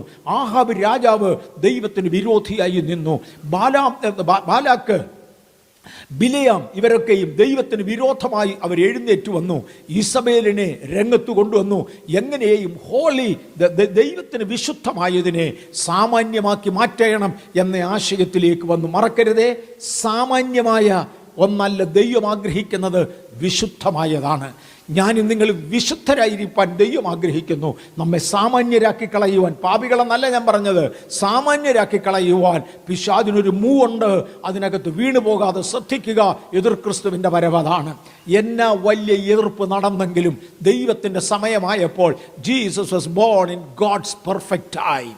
ദൈവത്തിൻ്റെ സമയമായപ്പോൾ യേശു കുഞ്ഞ് ജനിച്ചു വീണു. ഇതിനകത്തിരിക്കുന്ന ദൈവ പൈതലേ, യേശുവിനെ പ്രതിനിധീകരിക്കുന്ന നിങ്ങളുടെ ആത്മീക ജനനം ദൈവത്തിൻ്റെ സമയത്ത് നടന്നതിനാൽ ഞാൻ ദൈവത്തെ സ്തുതിക്കുന്നു. എൻ്റെ ആത്മീക ജനനം ദൈവത്തിൻ്റെ സമയത്ത് നടന്നതിനാൽ ഞാൻ ദൈവത്തെ സ്തുതിക്കുന്നു. പ്രതികൂലമില്ലാഞ്ഞിട്ടല്ല, എതിരില്ലാഞ്ഞിട്ടല്ല, പൈശാചിക മണ്ഡലം മുഴുവനും നിന്ന് പോരാടാഞ്ഞിട്ടല്ല, അതിനേക്കാൾ ഉപരിയായി ഒരു ദൈവത്തിൻ്റെ സാന്നിധ്യം തക്ക സമയത്ത് വെളിപ്പെടുത്തിയതിനാൽ അത് ചെയ്തെങ്കിൽ ഇനിയും ദൈവം ചെയ്യും. അതുകൊണ്ട് ഞാൻ കർത്താവിനെ സ്തുതിക്കുന്നു. ഒത്തിരിയും കൂടെ വേഗത്തിൽ മുന്നോട്ട് പോകണം. തുടർന്ന് സഭയുഗം ആരംഭിക്കേണ്ടതിന് കർത്താവായ യേശു കാൽവറിയിൽ മരിക്കുകയും ദൈവസഭയ്ക്ക് ഉദ്ഘാടനം കൊടുക്കുകയും ചെയ്തു. അങ്ങനെ on the cross defeated devil, സാത്താനെ തോൽപ്പിച്ചു. പരിശുദ്ധാത്മാവിനെ യേശു പകർന്നു. ഞാനിത് ട്രെയിലറാണല്ലോ, വേഗത്തിൽ പോകയാ. പരിശുദ്ധാത്മാവിനെ ദൈവം പകർന്നു. പെന്തക്കോസ് നാളിൽ അപ്പസ്തോലിക പിതാക്കന്മാരെ, അല്ലെ പെന്തക്കോസുകാരെ ദൈവം ആത്മാവിനാൽ അഭിഷേകം ചെയ്തു. ആ യുഗം തുടരുകയാണ്. സഭായുഗം തുടർന്നുകൊണ്ടിരിക്കുകയാണ്. ലൂക്കോസിന്റെ സുവിശേഷം 21:24 വാക്യത്തിൽ മറക്കരുതാത്ത ഒരു കാര്യമുണ്ട്. പക്ഷെ നാം ജീവിക്കുന്നത് ജാതികളുടെ കാലത്താണ്. ലൂക്കോസിന്റെ സുവിശേഷം 21:24 വാക്യത്തിൽ യേശു അക്കാര്യം എടുത്തു പറയുന്നുണ്ട്. തിരുവചനം അക്കാര്യം എടുത്തു പറയുന്നുണ്ട്. ജാതികളുടെ കാലത്താണ് നിങ്ങൾ ജീവിക്കുന്നത്. കാര്യം ലോകത്തിൻ്റെ ബഹുഭൂരിപക്ഷം 100,000-ൽ ഒട്ടുമുക്കാലും അല്ല, എല്ലാം തന്നെ ജാതികൾക്കാണ് കൊടുത്തിരിക്കുന്നത്. ജാതികളുടെ കാലത്താണ് ഞാനും നിങ്ങളും ജീവിക്കുന്നത്. യെരമ്യാ പ്രവാചകന്റെ പുസ്തകം 27-ാം അധ്യായത്തിൻ്റെ 4 മുതൽ 8 വരെയുള്ള വാക്യങ്ങൾ വായിക്കുമ്പോൾ, ദയവായിട്ട് ആ വാക്യം ഒന്ന് വായിക്കാമോ ബ്രദർ? യെരമ്യാ പ്രവാചകന്റെ പുസ്തകം 27-ാം അധ്യായം 4 മുതൽ 8 വരെയുള്ള വാക്യങ്ങൾ ജാതികൾക്ക് പകുത്തു കൊടുക്കുന്നതിനെ കുറിക്കുന്ന ഒരു രേഖയാണ് അവിടെ കാണുന്നത്. ദയവായി വായിക്കാം. തങ്ങളുടെ യജമാനന്മാരോട് പറയുവാൻ നീ അവരോട് കൽപ്പിക്കേണ്ടത്, ഇസ്രായേലിന്റെ ദൈവമായ സൈന്യങ്ങളുടെ യഹോവ ഇപ്രകാരം അരുളി ചെയ്യുന്നു, നിങ്ങളുടെ യജമാനന്മാരോട് ഇപ്രകാരം പറയുവിൻ, ഞാൻ ഭൂമിയെയും ഭൂതലത്തിലെ മനുഷ്യനെയും മൃഗങ്ങളെയും എൻ്റെ മഹാശക്തി കൊണ്ടും നീട്ടിയ ഭുജം കൊണ്ടും ഉണ്ടാക്കിയിരിക്കുന്നു. എനിക്ക് ബോധിച്ചവന് ഞാനത് കൊടുക്കും. ഇപ്പോഴോ ഈ ദേശങ്ങളെ ഒക്കെയും എൻ്റെ ദാസനായി ബാബേൽ രാജാവായ നെബൂഖദ്നേസറിന്റെ കയ്യിൽ കൊടുത്തിരിക്കുന്നു. അവനെ സേവിക്കേണ്ടതിന് വയലിലെ മൃഗങ്ങളെയും ഞാൻ അവന് കൊടുത്തിരിക്കുന്നു. സകല ജാതികളും അവനെയും അവന്റെ മകനെയും മകന്റെ മകനെയും അവന്റെ ദേശത്തിന്റെ കാലാവധി ആകുവോളം സേവിക്കും. അതിന്റെ ശേഷം അനേകം ജാതികളും വലിയ രാജാക്കന്മാരും അവനെ കൊണ്ടും സേവ ചെയ്യിക്കും. മതി. കർത്താവ് പറഞ്ഞു, എന്റെയാണ് ലോകം. ഇതിനകത്ത് ഒരു ഭാഗം തൽക്കാലം ഞാൻ നെബൂഖദ്നേസറിന്റെ കയ്യിലോട്ട് കൊടുക്കുകയാ. എത്ര നാൾ ഭരിക്കാനാ? അവനും അവന്റെ മകനും അവന്റെ മകന്റെ മകനും 3 തലമുറകൾ ഭരിക്കേണ്ടതിന് നെബൂഖദ്നേസറിന്റെ കയ്യിലോട്ട് ഞാൻ കുറെ വസ്തുക്കൾ ഏൽപ്പിക്കുക. അനേക ജാതികളെയും അനേക രാജാക്കന്മാരെയും വലിയ വലിയ രാജാക്കന്മാരെയും ഞാൻ വിളിച്ചു വരുത്തി അവരുടെ എല്ലാം കയ്യിൽ ഓരോ കാലഘട്ടങ്ങളിലേക്ക് കുറേശ്ശെ ഏൽപ്പിക്കും. അങ്ങനെ ഏൽപ്പിച്ച ജാതികളുടെ കാലത്താണ് ഇന്ന് ഞാനും നിങ്ങളും പോകുന്നത്. തുടർന്ന് ഒരു 8 ജാതികൾ ലോകം ഭരിക്കും. ഞാനത് ഓരോന്ന് ഇന്ന് തൊടും, പക്ഷെ പിന്നെ വിശദീകരിക്കും. ഒരു 8 സാമ്രാജ്യങ്ങൾ ഈ ഭൂമി പ്രധാനമായും ഭരിക്കും. അതിനോട് ചേർന്ന് അനേക ഭരണങ്ങൾ നടന്നുകൊണ്ടിരിക്കും. ഒന്നാമത്തേതിൻ്റെ കൂട്ടത്തിൽ പെടുത്താൻ കൊള്ളുകയില്ല. എന്നാൽ ആരംഭത്തിങ്കൽ ദൈവം ലോകം കൈമാറുന്നത് നിമ്രോദിന്റെ കയ്യിലേക്കാണ്.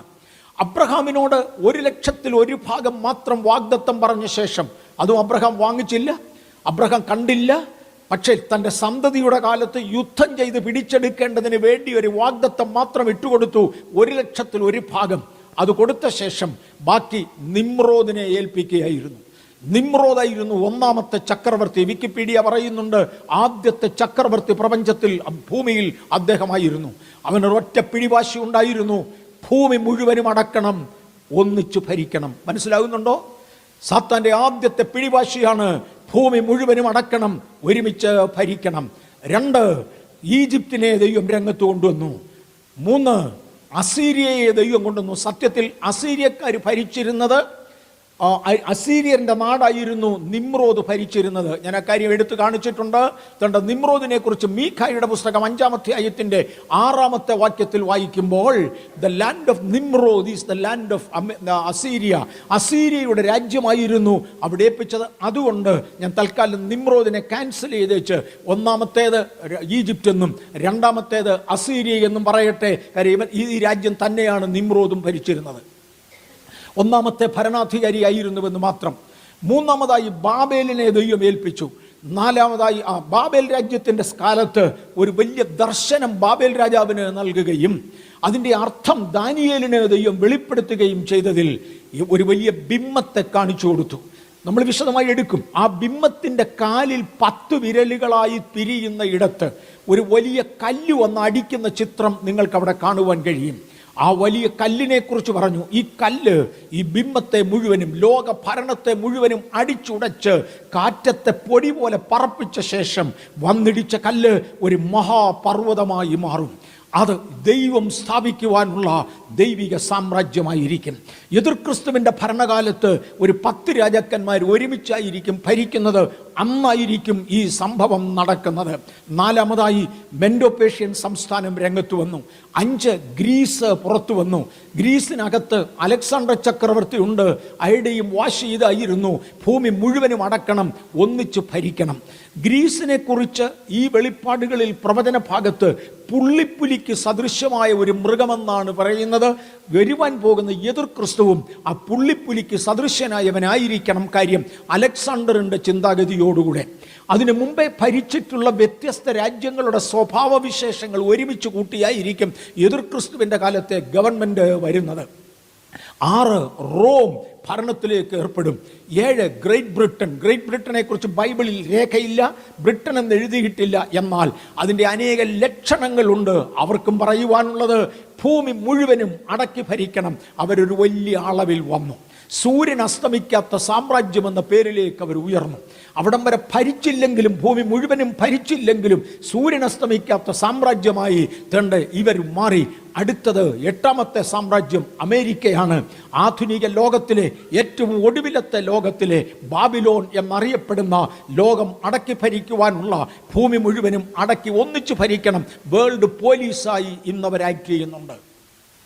മുഴുലോകത്തിൻ്റെ നിയന്ത്രണം ഏറ്റെടുക്കുന്ന വേൾഡ് പോലീസ് മാത്രമല്ല, അവരുടെ കൾച്ചർ, സംസ്കാരം കൊണ്ട് ലോകത്തെ മുഴുവനും അധീനതപ്പെടുത്തുന്ന ഒരു സാമ്രാജ്യമായി മാറി. അപ്പോൾ 10 കൊമ്പും 7 തലയും, കൊമ്പുകളിൽ രാജമുടിയും തലയിൽ ദൂഷണനാമങ്ങളുമുള്ള ഒരു മൃഗം സമുദ്രത്തിൽ നിന്ന് കയറി വരുന്നത് ഞാൻ കണ്ടു. ഇതിനെ തുടർന്നാണ് ഒരു മൃഗം കയറി വരുന്നത്. 7ഉം 8ഉം ഭരണങ്ങൾ നിലനിൽക്കുമ്പോൾ, ബ്രിട്ടനും അമേരിക്കയും നിലനിൽക്കുമ്പോൾ കയറി വരുന്നു ഒരു മൃഗം. പുള്ളിപ്പുലിക്ക് സദൃശ്യവും. 666 ആയിരിക്കും അതിൻ്റെ നമ്പർ, ഞാൻ ചേർത്തിട്ടുണ്ടെന്ന് മാത്രം. ഇതിനു മുമ്പ് ഭരിച്ചിട്ടുള്ള പല ഭരണങ്ങളോടും ബന്ധമുള്ള ഒരു മൃഗം കയറി വരുന്നത് ഞാൻ കണ്ടു. അതിന് മഹാസർപ്പം അതിൻ്റെ അധികാരം കൊടുത്തു. മഹാസർപ്പത്തിൻ്റെ അധികാരം ഈ മൃഗത്തിൻ്റെ മേൽ ലഭിക്കുന്നതായി കാണുവാൻ കഴിയുന്നുണ്ട്.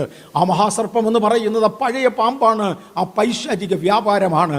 എങ്ങനെയാണിത് കൊടുക്കുന്നത്? ബൈ യൂസിങ് ഏലിയൻസിനെ, അന്യഗ്രഹ ജീവികളെന്ന് ഇന്നറിയപ്പെടുന്ന വീണുപോയ ദൂതന്മാരെ കൊണ്ടായിരിക്കും ഈ ബലം ഇതിന് കൈമാറുന്നത്. വീണുപോയ ദൂതന്മാരെ കുറിച്ച് സംശയമുണ്ടായിരിക്കാം അല്ലേ? ഓക്കെ, ഞാൻ ഇങ്ങോട്ട് വരട്ടെ.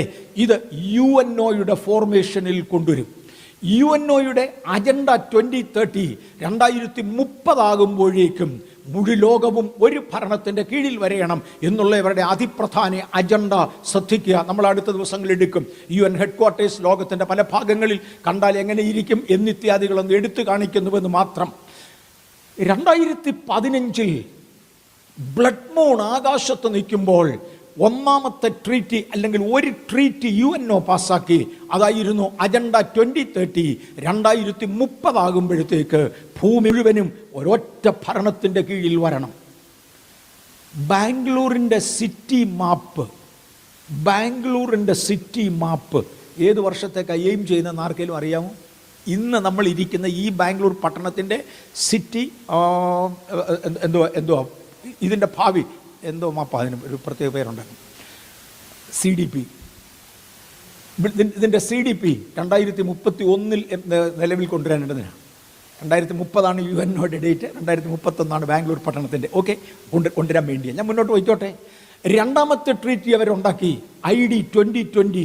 ഈ വർഷം കഴിഞ്ഞ വർഷം 2020 ഒരു ഇഞ്ചക്ഷൻ മുഖേന, വാക്സിൻ മുഖേന 666 എന്ന നമ്പർ ഭൂമിയിൽ നടത്തിയെടുക്കണമെന്നുള്ള തീരുമാനം ഇത് പണ്ടെടുത്തതാണ് UNO.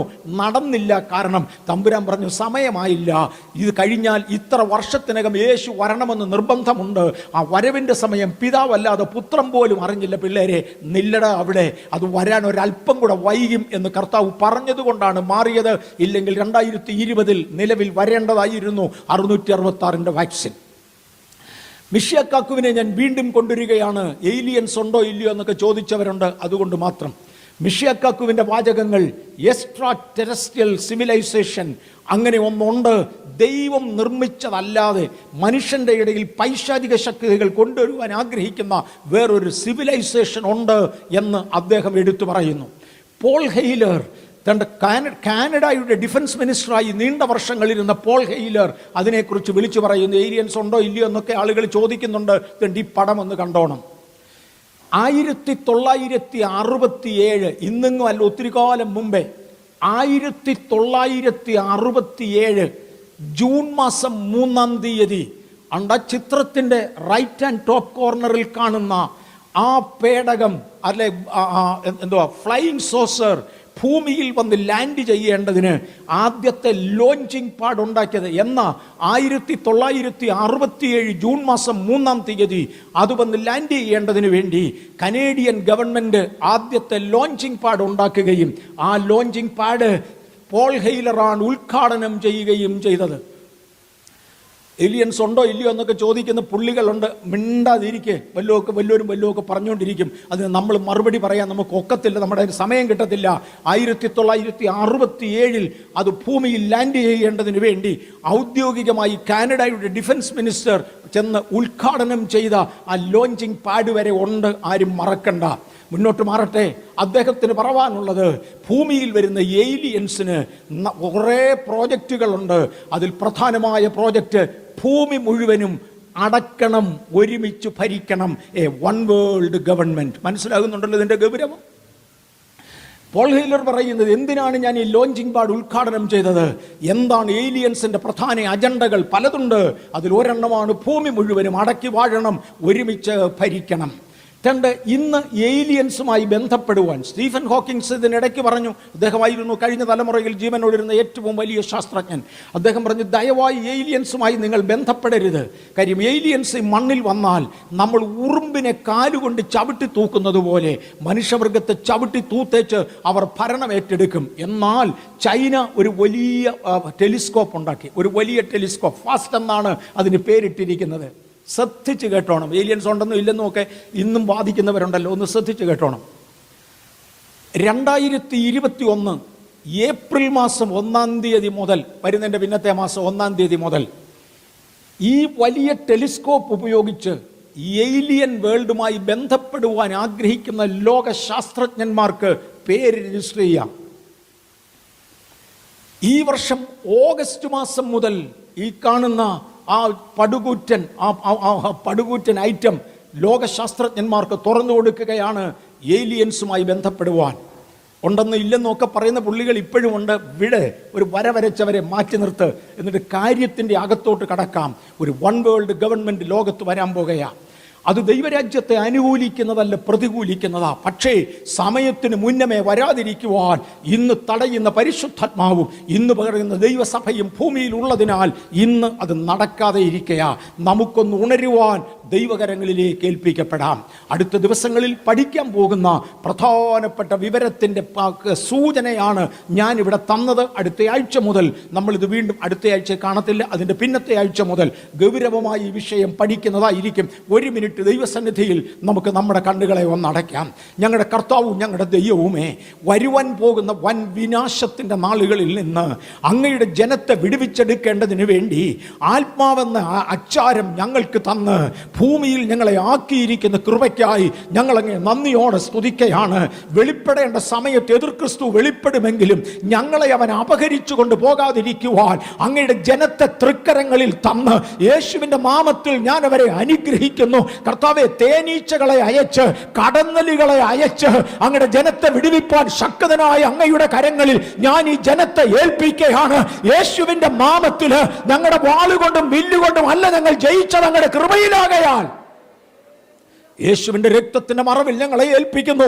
ഭൂമിയുടെ 1,00,000 ഭാഗം മാത്രം എടുത്ത് അബ്രഹാമിൻ്റെ കയ്യിൽ ഏൽപ്പിച്ചുകൊണ്ട് ഇന്ന് കാണുന്നത് പോലെ പടർന്നു പന്തലിച്ച് ഒരു വലിയ വൃക്ഷം എന്ന വണ്ണം അടിയങ്ങളെ ഭൂമിയിലാക്കിയിരിക്കുന്ന ദൈവകൃപയ്ക്കായി നന്ദി. കർത്താവേ, ഞങ്ങളുടെ നാമത്തെ ഉയർത്തുവാൻ ഞങ്ങൾക്ക് ബലം തരണമേ. മഹത്വം അങ്ങേക്ക്, യേശുവിൻ്റെ നാമത്തിൽ തന്നെ. ആമേൻ. ഹാർവസ്റ്റ് ടെലിവിഷനിലുള്ളവർ ഈ സമയം മാറിപ്പോകും. 5 മിനിറ്റൂടെ ഞാൻ ഇത് തുടരുവാനായി ആഗ്രഹിക്കുന്നു. ആ ഏലിയൻ വരുന്നതിനെ കുറിച്ച് അതിൻ്റെ ലാൻഡിംഗ് ഫീൽഡ് കൊടുത്തിരുന്ന വിവരം ഞാൻ നേരത്തെ തന്നെ പറഞ്ഞു കഴിഞ്ഞു. വിവിധ UFOs, ഫ്ലൈയിങ് സോസറുകളുടെ മോഡലുകൾ ആളുകൾ കണ്ടത് വരച്ചെടുത്ത ചിത്രമാണ് ഈ കാണുന്നത്. ഫ്ലൈയിങ് സോസറുകൾ 1ഉം 2ഉം ടൈപ്പിലല്ല. ഏലിയൻസിൻ്റെ പ്രധാനമായ വാഹനം ഇതാണെന്നും ഈ വാഹനത്തിലാണ് അവർ ഭൂമി സന്ദർശിക്കുന്നതെന്നും ശാസ്ത്രലോകം വാദിക്കുന്നു. അതിനകത്ത് അവരുപയോഗിക്കുന്ന പ്രധാന സൈനുകൾ UFOയുടെ മോഡലുകൾ ഓൺ സൈറ്റിംഗ് ആളുകൾ കണ്ടത്, അവർ പറഞ്ഞത് കുറിച്ച് വരച്ചു വെച്ചിരിക്കുന്നതാണ് ഈ കാണുന്നത്. ഈ കാണുന്നത് ലോകത്തിലെ ഏറ്റവും പ്രധാനപ്പെട്ട ശാസ്ത്രജ്ഞന്മാരാണ്. നാസയുടെ ചീഫ് എഞ്ചിനീയർ മുതൽ സേത്തിയുടെ പ്രസിഡന്റ് വരെ ലോകത്തിലെ ഏറ്റവും പ്രധാനപ്പെട്ട ശാസ്ത്രജ്ഞന്മാർ മുഴുവനും ഇവരിൽ വിശ്വസിക്കുന്നു, അല്ലെങ്കിൽ ഇവരുണ്ട് എന്ന് ഏറ്റുപറയുന്നു. ഇല്ല എന്ന് നമ്മുടെ നാട്ടിൽ 2 പേര് പറഞ്ഞിട്ട് ഇപ്പം ആർക്കെന്ത് ഗുണം? ഇവരെല്ലാവരും ഒരുപോലെ പറയുന്നുണ്ട്, ഇത് നടന്നുകൊണ്ടിരിക്കുക, ഇത് വന്നുകൊണ്ടിരിക്കുക, ഇത് വാതുക്കല, ഇത് പഠിക്കല. പക്ഷെ ഇവരിൽ പലർക്കും അതിനോട് താല്പര്യമാണ്. അക്കാര്യം മറക്കരുത്.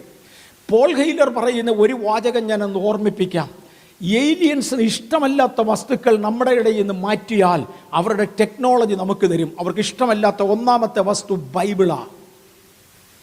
ഏലിയൻസ് ഉപേക്ഷിക്കുവാൻ ആവശ്യപ്പെടുന്നതിലെ ഒന്നാമത്തെ വസ്തുത ബൈബിളാണ്. കാര്യം ഈ ബൈബിളും അതിൻ്റെ തത്വവും രംഗത്ത് നിൽക്കുന്നിടത്തോളം കാലം അവർക്ക് ഓപ്പറേറ്റ് ചെയ്യാൻ ഒക്കത്തില്ല. സമയത്തിന് മുൻപേ വരാതിരിക്കേണ്ടതിന് സഭ തിരുവചനം സൂക്ഷിക്കുന്നതിനായി സ്തോത്രം.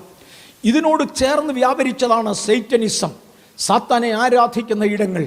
275 പേജുള്ള സാത്താൻ്റെ ബൈബിൾ ഇന്ന് രംഗപ്രവേശനം ചെയ്തു. അതിന്ന് ലോകത്തിലുണ്ട്. 1966 മുതൽ ഈ സമുദായം അല്ലെങ്കിൽ സാത്താനെ ആരാധിക്കുന്ന വിഭാഗമുണ്ട്. 2000 ആണ്ട് മുതൽ ലോക മതങ്ങളുടെ കൂട്ടത്തിൽ ഒന്നാക്കി അതിനെ കൂടെ അംഗീകരിച്ച് കഴിഞ്ഞു. എത്രയും ശക്തിയിലാണ് ദൈവരാജ്യത്തിന് വിരോധമായ വ്യാപാരങ്ങളെന്ന് മറക്കരുത്. എന്നാൽ ഇത് വരണമെങ്കിൽ എന്തൊക്കെ വേണം?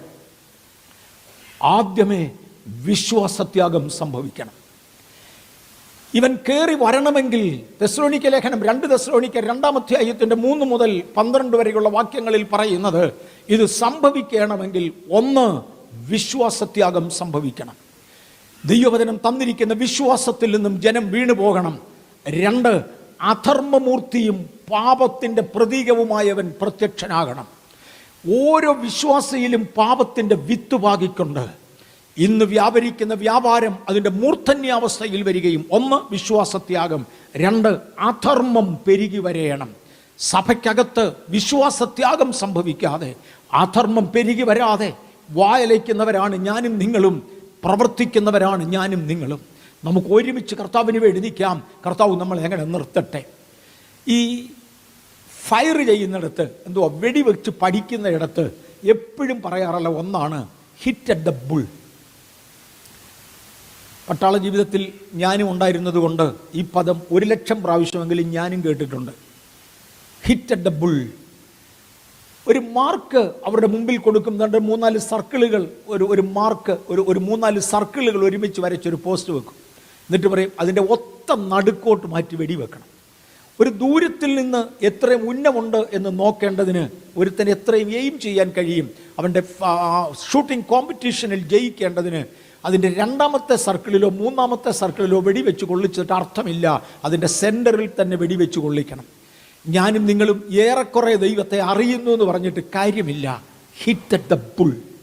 ദൈവം ആഗ്രഹിക്കുന്നത് പോലെ, ദൈവം ഇച്ഛിക്കുന്നത് പോലെ, ദൈവത്തിൻ്റെ സ്ഥലത്തും സമയത്തും ദൈവത്തിൻ്റെ ബലത്തിലും ആശ്രയിച്ച് നമ്മുടെ ജീവിതം നയിച്ചേ മതിയാകത്തുള്ളൂ. ഉൽപ്പത്തി പുസ്തകം 3-ാം അധ്യായത്തിൻ്റെ 1 മുതൽ 1-2 വാക്യങ്ങളിൽ സാത്താൻ ഹവ്വായെ കബളിപ്പിക്കുവാൻ ചോദിക്കുന്ന ആദ്യത്തെ ചോദ്യമുണ്ട്: ദൈവം യഥാർത്ഥമായി കൽപ്പിച്ചതാണോ?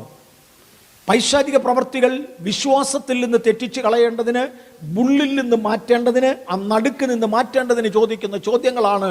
ദൈവം യഥാർത്ഥത്തിൽ കൽപ്പിച്ചതാണോ? അങ്ങനെ തന്നെയാണോ ആ വാക്യത്തിൻ്റെ അർത്ഥം? ഒരു വേർഷനിൽ അങ്ങനെ ഉണ്ടെങ്കിലും വേറൊരു വേർഷനിൽ അങ്ങനെ ഇല്ലല്ലോ. സ്ത്രീയുടെ മുമ്പിലേക്ക് പഴം കാണിച്ച ശേഷം സാത്താൻ ചോദിക്കുന്ന ഒരു ചോദ്യമാണ് ഹവ്വ അമ്മച്ചിയോട്: തോട്ടത്തിലുള്ള യാതൊരു വൃക്ഷത്തിൻ്റെ ഫലവും തിന്നരുതെന്ന് ദൈവം വാസ്തവമായി കൽപ്പിച്ചിട്ടുണ്ടോ?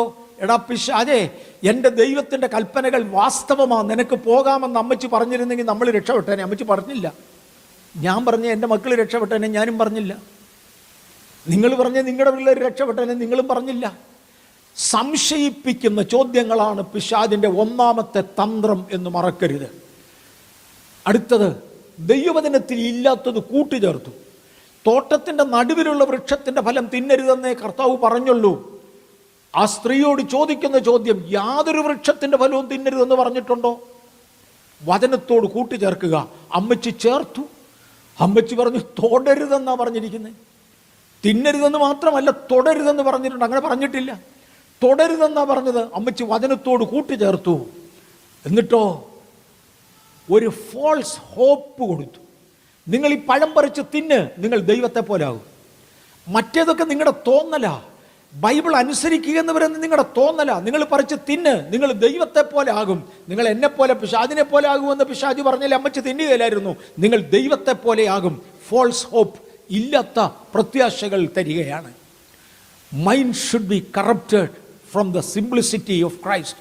ഈ 2 കൊരിന്ത്യർ 11-ാം അധ്യായത്തിൻ്റെ 3-ാമത്തെ വാക്യത്തിൽ ഹവ്വായെ ഉപായത്താൽ ചതിച്ചതുപോലെ നിങ്ങളെയും ചതിച്ച് ക്രിസ്തുവിനോടുള്ള ആ ബന്ധത്തിൽ നിന്ന് നിങ്ങളുടെ ഹൃദയം മാറിപ്പോകുമോ എന്ന് ഞാൻ ഭയപ്പെടുന്നു. സാത്താൻ ഹവ്വായെ ഉപായത്താൽ ചതിച്ചതുപോലെ ഞാൻ നിങ്ങളും ചതിക്കപ്പെടാതിരിക്കുവാൻ ദൈവസന്നിധിയിൽ നമ്മെ ഏൽപ്പിക്കാം. കർത്താവിൻ്റെ കൃപ നമ്മുടെ മേൽ ഉണ്ടായിരിക്കട്ടെ. സാത്താൻ അവസാനമായും തൻ്റെ ബലം കൊണ്ട് അല്ലെങ്കിൽ തൻ്റെ കഴിവുകൾ കൊണ്ട് ദൈവമെന്ന് അഭിനയിക്കുന്ന ഒരു രംഗം വരും. ഞാനാണ് ദൈവമെന്ന് സാത്താൻ നേരിട്ട് പറയുന്ന ഒരു രംഗം വരും. വിശുദ്ധ പൗലോസ് 2 തെസ്സലോനിക്കർ 2-ാം അധ്യായത്തിൻ്റെ 4-ാമത്തെ വാക്യത്തിൽ പറയുന്നത്, അവൻ ദേവാലയത്തിൽ ഇരുന്നു കൊണ്ട്, ആരുടെ കാര്യമാണ്? സാത്താൻ്റെ കാര്യം. അവൻ ദേവാലയത്തിൽ ഇരുന്നു കൊണ്ട് ദൈവമെന്ന് നടിച്ച്, ദൈവമെന്നോ പൂജാവിഷയമെന്നോ പേരുള്ള, ആരാധനാ വിഷയമെന്നോ പേരുള്ള സകലത്തിൻ്റെയും മീതെ തന്നെത്താൻ ഉയർത്തുന്ന എതിരാളിയായി മാറും. പാട്ടുപാടുന്ന കൂട്ടത്തിൽ അവനുണ്ട്, പ്രസംഗിക്കുന്ന കൂട്ടത്തിൽ അവനുണ്ട്. എം.എ. വർഗീസ് കുറേ കാര്യങ്ങൾ പറഞ്ഞു പോയി. അതിനേക്കാൾ നല്ല ശബ്ദത്തിൽ, അതിനേക്കാൾ ഉന്നതമായ ആശയങ്ങൾ ചേർത്ത്, അതിനേക്കാൾ ഉന്നതമായ കാര്യങ്ങൾ ചേർത്ത് അതിനെ വേറൊരു ഉപദേശം അവതരിപ്പിക്കുവാൻ സാത്താന് കഴിയും. അവൻ ദേവാലയത്തിൽ ഇരുന്ന് ദൈവമെന്ന് നടിച്ച്, ദൈവമെന്നോ ആരാധനാ വിഷയമെന്നോ പേരുള്ള സകലത്തിൻ്റെയും മീതെ തന്നെത്താൻ ഉയർത്തുന്ന എതിരാളി അത്രേ. ആ കാര്യം മറക്കരുത്. മത്തായിയുടെ സുവിശേഷം 24:24 യേശു പറഞ്ഞൊരു പദമുണ്ട്: കള്ളക്രിസ്തുക്കൾ എഴുന്നേൽക്കും, കള്ളപ്രവാചകന്മാർ എഴുന്നേൽക്കും. അവരെല്ലാവരും വന്ന് കഴിയുമെങ്കിൽ വൃതന്മാരെയും തെറ്റിച്ച് കളയേണ്ടതിന് വ്യാജമായ പലതും കാണിക്കും. കള്ളക്രിസ്തുക്കളും കള്ളപ്രവാചകന്മാരും എഴുന്നേറ്റ് കഴിയുമെങ്കിൽ വൃതന്മാരെയും തെറ്റിച്ച് കളയുവാനായി വലിയ അടയാളങ്ങളും അത്ഭുതങ്ങളും കാണിക്കും. അടയാളങ്ങളും അത്ഭുതങ്ങളും കണ്ടതുകൊണ്ട് അത് ദൈവത്തിങ്കൽ നിന്നാണെന്ന് ആരും തെറ്റിദ്ധരിക്കേണ്ടതില്ല. ദൈവത്തിങ്കൽ നിന്നാണെങ്കിൽ നമ്പർ 1, നല്ല വൃക്ഷത്തിൽ നിന്ന് ആകാത്ത ഫലം വരത്തില്ല. വേദപുസ്തകപ്രകാരം ഏറ്റവും ഹീനമായ ഒരു പാപമാണ് നന്മയും തിന്മയും ഇടകലർത്തുക. ഒരുത്തനിൽ 10 നന്മയും 2 തിന്മയും ഉണ്ടെങ്കിൽ അവൻ തിന്മയുടെ വകയാ, നന്മയുടെ ഭാഗമല്ല.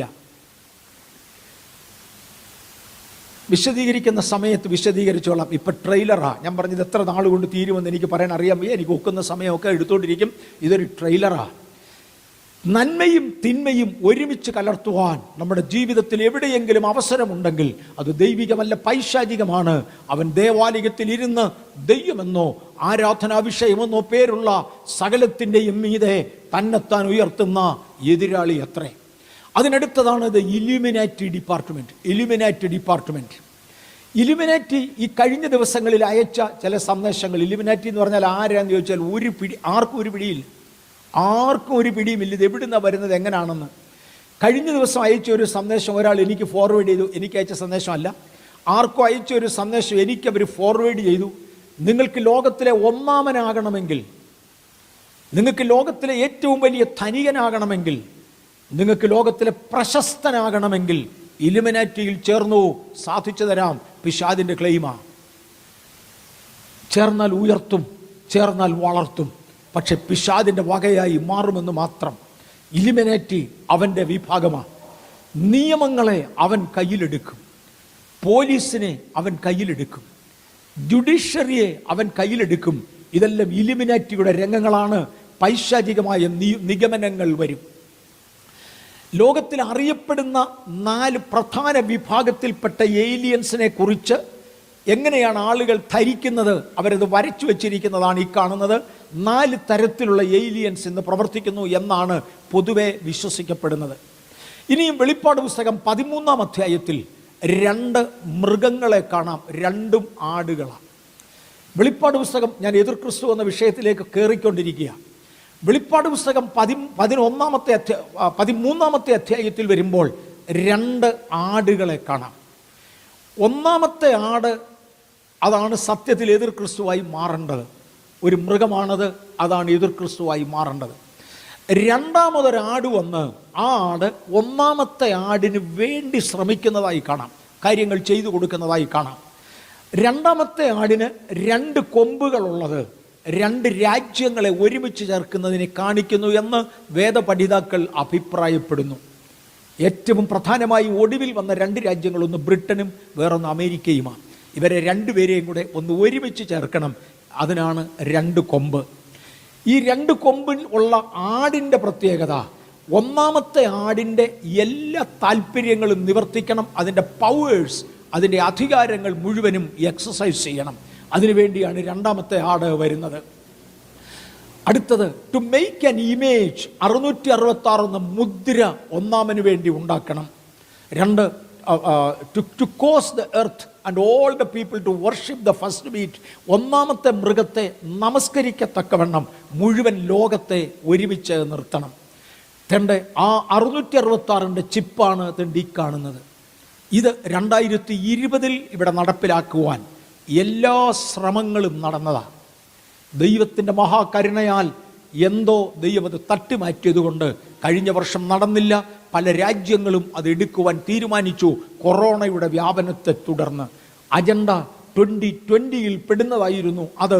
പക്ഷെ ദൈവത്തിൻ്റെ സമയമാകാഞ്ഞതിനാൽ, ഞാൻ മുമ്പേ പറഞ്ഞായിരുന്നില്ല, പരിശുദ്ധാത്മാവും സഭയും ഇവിടെ ഉള്ളിടത്തോളം സമയത്തിന് മുന്നമേ ഇവൻ പ്രത്യക്ഷമാകത്തില്ല. സഭ ഇതുവരെയും എടുക്കപ്പെട്ടില്ല എന്നതിൻ്റെ തെളിവാണ് 2020 ഇത് നടക്കാതെ പോയത്. എൻ്റെ പ്രിയപ്പെട്ടവരെ, ഞാൻ 1 മിനിറ്റ് അവിടെ നിന്ന് നിന്നോട്ടെ. യേശു വന്നേച്ചു പോയി, സഭ ഇവിടുന്ന് എടുക്കപ്പെട്ടു എന്ന് പഠിപ്പിക്കുന്ന കുറേ പേരുണ്ട്.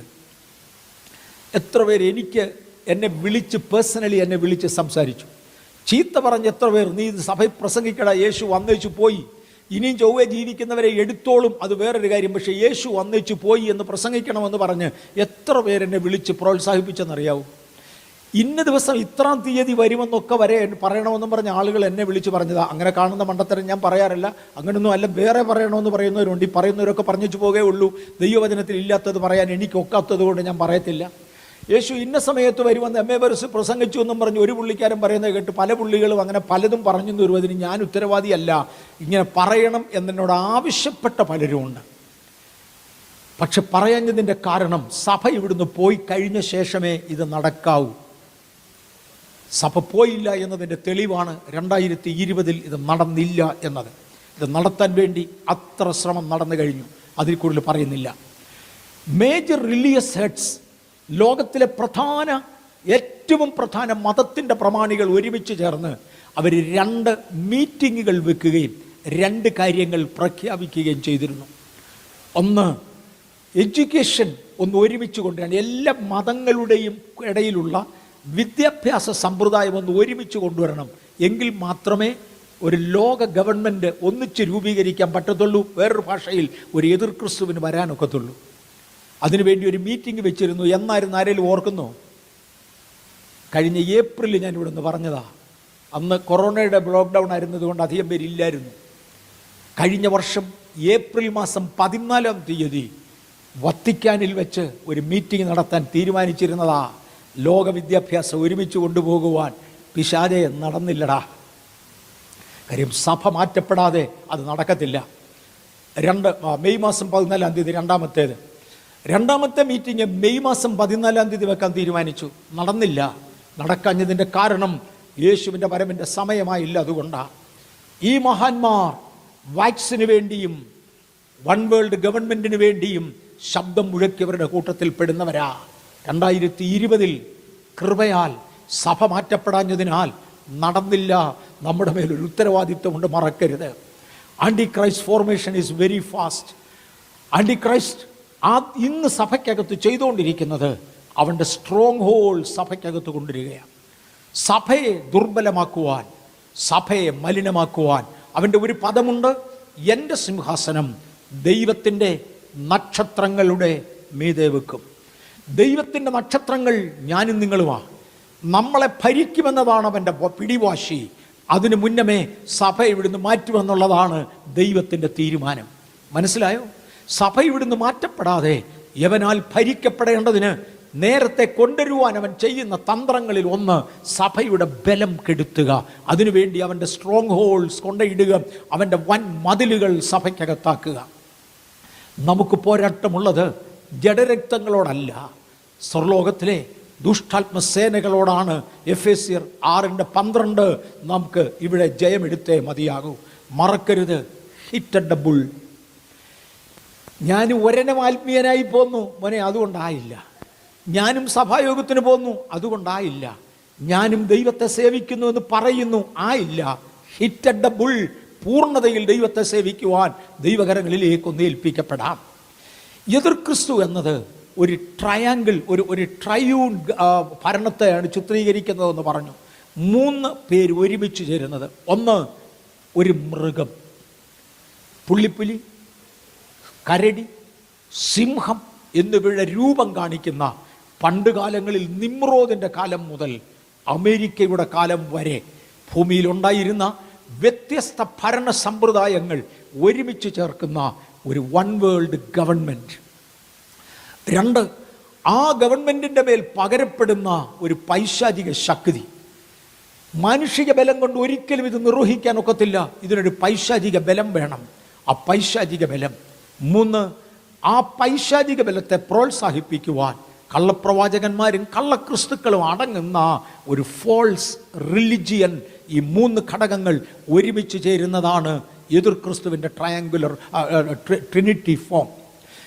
ഈ രാജാക്കന്മാരുടെ കാലത്ത് 10 വിരലുകൾ ആദ്യം കാണിച്ചത് ഓർമ്മയുണ്ടല്ലോ. ഈ രാജാക്കന്മാരുടെ കാലത്ത് UNO ഭരണത്തിൽ വരുന്ന സമയം കൈ തൊടാതെ ഒരു കല്ല് പറഞ്ഞു വന്ന് ബിംബത്തിൻ്റെ ആ കാൽവിരലുകളിൽ ഇടിക്കും. അടിമുടി ബിംബത്തെ മുഴുവനും പൊടിക്കും. ആകാശത്തിലെ കാറ്റ് അതിനെ പറപ്പിച്ചു കൊണ്ടുപോകും. വന്നിടിച്ച കല്ല് ഒരു മഹാപർവ്വതമായി മാറും. ഒരു കാലത്തും ഇളകാത്ത ഒരു സാമ്രാജ്യം, മറ്റൊരു ജാതിക്ക് വിട്ടുകൊടുക്കാത്ത ഒരു ദിവ്യ രാജ്യത്വം. എൻ്റെ കർത്താവ് എന്നേക്കും നിലനിർത്തും. ആ രാജ്യത്തിൽ രാജാക്കന്മാരെ പോലെ ക്രിസ്തുവിനോട് ചേർന്ന് ഭരിക്കുവാൻ എന്നെയും നിങ്ങളെയും ദൈവം ഒരുക്കട്ടെ. ഇതാണ് എൻ്റെ സംക്ഷിപ്തം. എനിക്കൊന്നൊരു വലിയ അളവ് എന്താ നമ്മൾ പറയാൻ പോകുന്നതെന്നുള്ള വിവരം മനസ്സിലായി. ഇതിനകത്തുനിന്ന് സഭയ്ക്ക് പ്രയോജനപ്പെടേണ്ടത് എന്താണ്? സാത്താൻ നമ്മെ കൈകാര്യം ചെയ്യാതെ സൂക്ഷിക്കുക, അവൻ നമ്മെ കീഴടക്കാതെ സൂക്ഷിക്കുക. Hit at the bull. ഞാൻ വിശ്വസിക്കുന്നെങ്കിൽ തിരുവചനം മായമില്ലാതെ വിശ്വസിക്കും. ഞാൻ ജീവിക്കുന്നെങ്കിൽ കർത്താവിന് വേണ്ടി യോഗ്യമായി ജീവിക്കും. അതിനുള്ള കൃപ സ്വർഗത്തിലെ ദൈവം തരട്ടെ. ഞാൻ ആദ്യം പറഞ്ഞ ആ വാചകങ്ങളിലേക്ക് ഒന്നുകൂടെ വന്ന് ഒന്ന് പ്രാർത്ഥിച്ച് നിർത്താനാണ് താല്പര്യപ്പെടുന്നത്. എന്തായിരുന്നു? നിങ്ങളുടെ വാളുകൊണ്ടല്ല നിങ്ങൾ പിടിച്ചത്, നിങ്ങളുടെ കുന്തം കൊണ്ടല്ല നിങ്ങൾ പിടിച്ചത്. പുറകോട്ട് തിരിഞ്ഞു നോക്കിയാൽ എൻ്റെ യാതൊരു നന്മയുമല്ല ഇന്നെന്നെ ഇവിടെ നിർത്തിയത്. ഒരുപാട് പേർക്കറിയാം അവരവരുടെ ജീവിതം എടുത്താൽ നമ്മുടെ ഒന്നുമല്ല നമ്മളെ ഇവിടെ നിർത്തിയത്. ഇന്ന് സഭ ദൈവത്തെ പാടി ആരാധിച്ചപ്പോൾ ഞാനിങ്ങനെ പുറകോട്ട് തിരിഞ്ഞു നോക്കി. കർത്താവെ, പാടാൻ അറിയാവുന്ന കുഞ്ഞുങ്ങൾ, ആവശ്യത്തിന് ബോയ്സ്, ആവശ്യത്തിന് ഗേൾസ്, പാട്ടുപാടാനും വാദ്യോപകരണങ്ങൾ ഉപയോഗിക്കാനും ഒരു കർത്തൃദാസൻ്റെ കീഴിൽ നിലനിൽക്കേണ്ടതിന് ഞങ്ങൾക്കൊരു വർഷിപ്പ് ലീഡറെയും ഒരു വർഷിപ്പ് ടീമിനെയും അതിനാവശ്യമുള്ള എല്ലാ ഇലക്ട്രോണിക് എക്യുപ്മെൻസിനെയും എല്ലാ എക്യുപ്മെൻസും തന്ന ദൈവത്തിന് സ്തോത്രം. തവേ, ഞങ്ങളുടെ വാളല്ല, ഞങ്ങളുടെ കുന്തമല്ല. ഞാൻ രക്ഷിക്കപ്പെടുന്ന സമയത്ത് 10 പേരിൽ ഉൾപ്പെടുന്ന 2 കൈയല്ലാതെ വാദ്യോപകരണങ്ങൾ വേറെ ഒന്നും ഇല്ലായിരുന്നു. ഇതടിച്ചുള്ള പാട്ടേ ഉള്ളായിരുന്നു. കൂടിപ്പോയാൽ പള്ളക്കടിക്കുകയും ചെയ്യുമായിരുന്നല്ലയോ. ഇതല്ലാതെ വാദ്യോപകരണങ്ങൾ ഇല്ലായിരുന്നു. കർത്താവേ, ഇവിടം വരെ കൊണ്ടുവന്നത് അങ്ങയുടെ കരുണയാണ്. ഞാൻ ഇടുന്ന വസ്ത്രം ഞാൻ അർഹിക്കുന്നതിനേക്കാൾ അപ്പുറത്താണ്. ഒരിക്കൽ ഒരു ദൈവദാസൻ എന്നോട് പറഞ്ഞ ഒരു പദം എനിക്ക് ഓർമ്മയുണ്ട്. പാസ്റ്ററെ, ഞാൻ എൻ്റെ തുണി കഴുകിയിട്ടപ്പോൾ 18 ഉടുപ്പ് ഞാൻ ഒന്നിച്ച് ഒരു ദിവസം കഴുകിയിട്ടു. അത് കഠിനാധ്വാനി അല്ലെങ്കിൽ അത്രയും ചെയ്യില്ല. 18 ഉടുപ്പ് ഒരുമിച്ച് ഞാൻ ഒരു ദിവസം കഴുകിയിട്ടു. പുറകോട്ട് തിരിഞ്ഞു നോക്കിയാൽ എൻ്റെ കാലിലിടാൻ ഒരു ചെരുപ്പില്ലാതെ, ഉടുതുണിക്ക് മറുതുണി ഇല്ലാതെ ഈ ബാംഗ്ലൂർ പട്ടണത്തിൽ വന്നതെനിക്ക് ഓർമ്മയുണ്ട്. ബഥേലിൽ വന്നു, ദൈവം എന്നെ ഇവിടം വരെ ആക്കി. നിങ്ങളുടെ വാളുകൊണ്ടല്ല പിടിച്ചത്, നിങ്ങളുടെ കുന്തം കൊണ്ടല്ല പിടിച്ചത്. ഇന്ന് ശത്രു വന്നാൽ എൻ്റെ തേനീച്ച ഇനിയുണ്ട്.